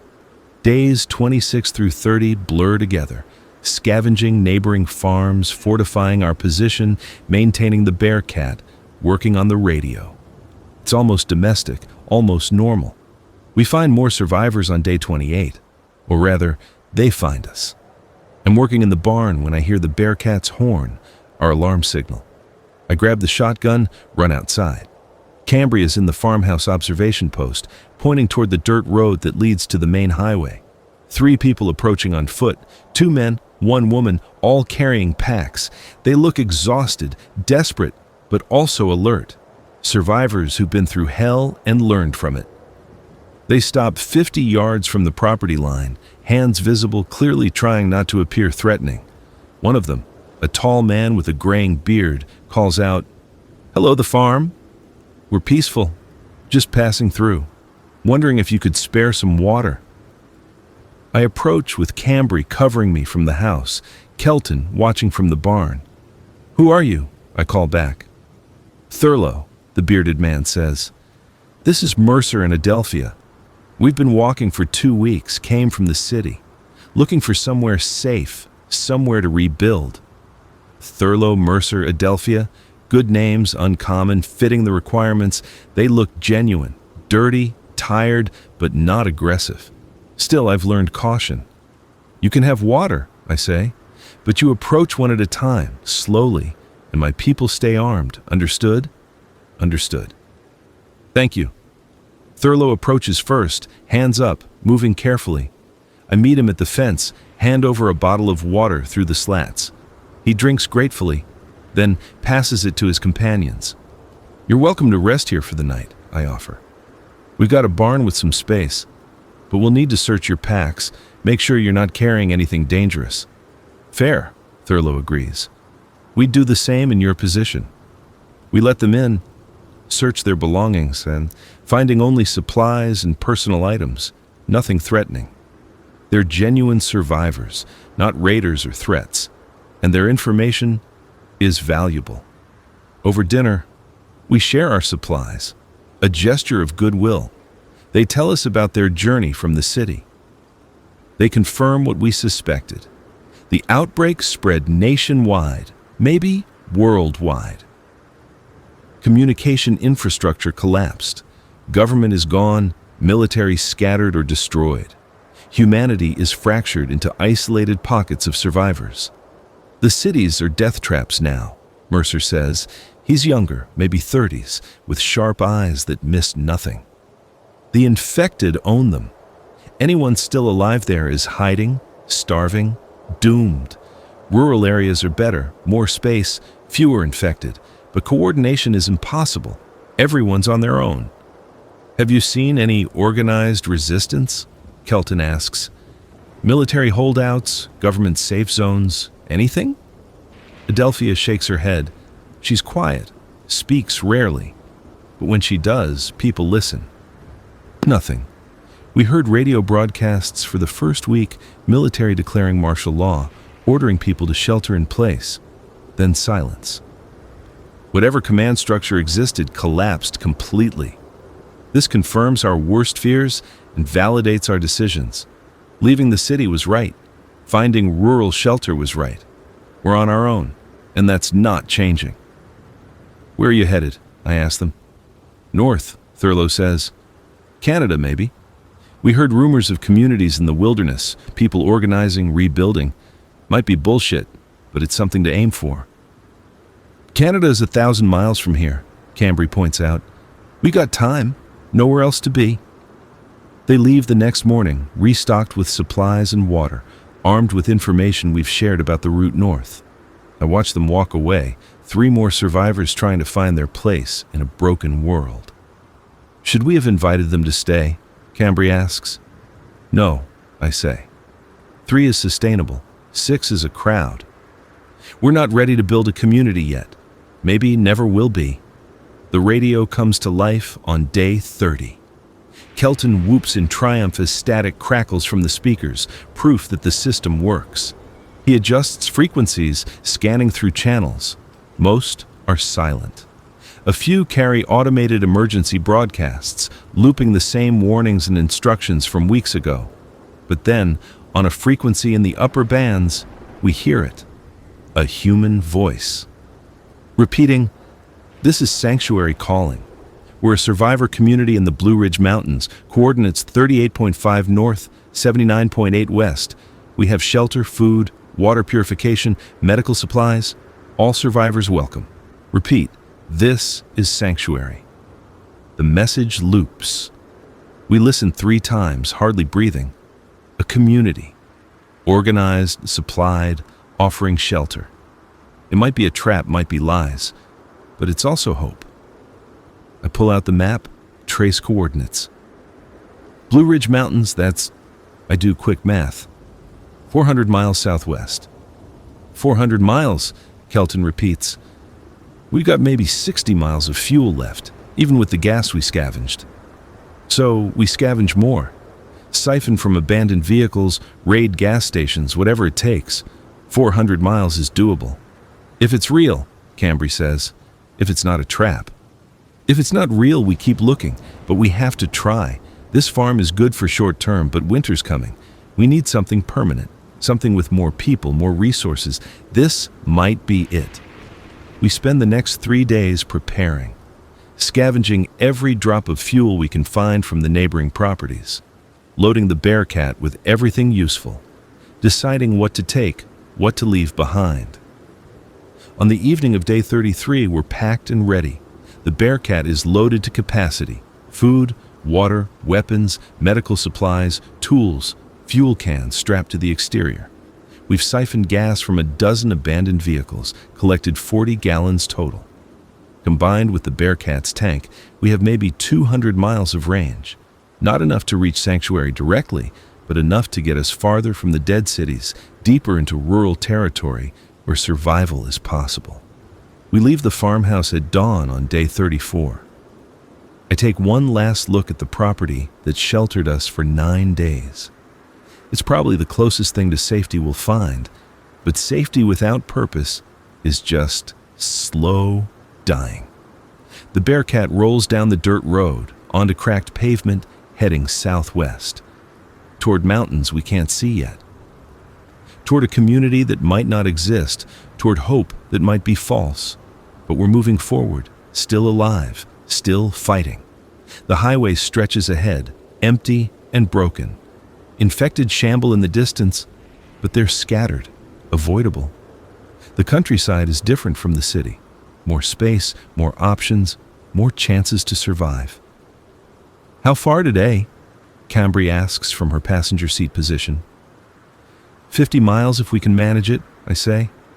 Then we find shelter, scavenge for more fuel, push on tomorrow. And if we don't make it to Sanctuary, then we find somewhere else.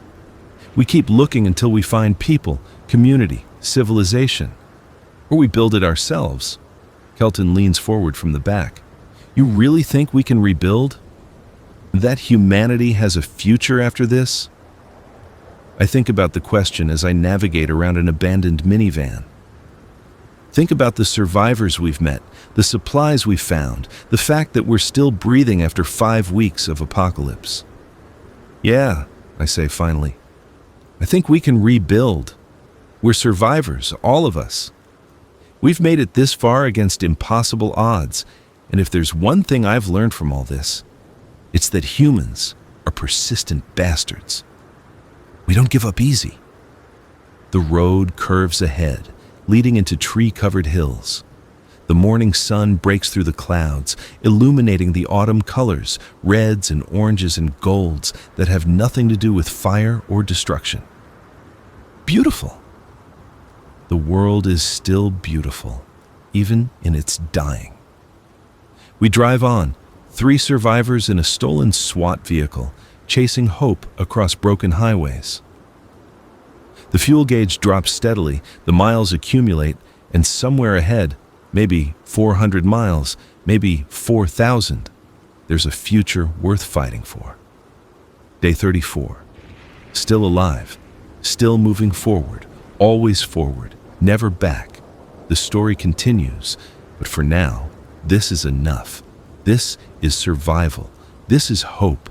This is how the world doesn't end, with a bang or a whimper, but with the steady rumble of a diesel engine carrying the last remnants of humanity toward whatever comes next.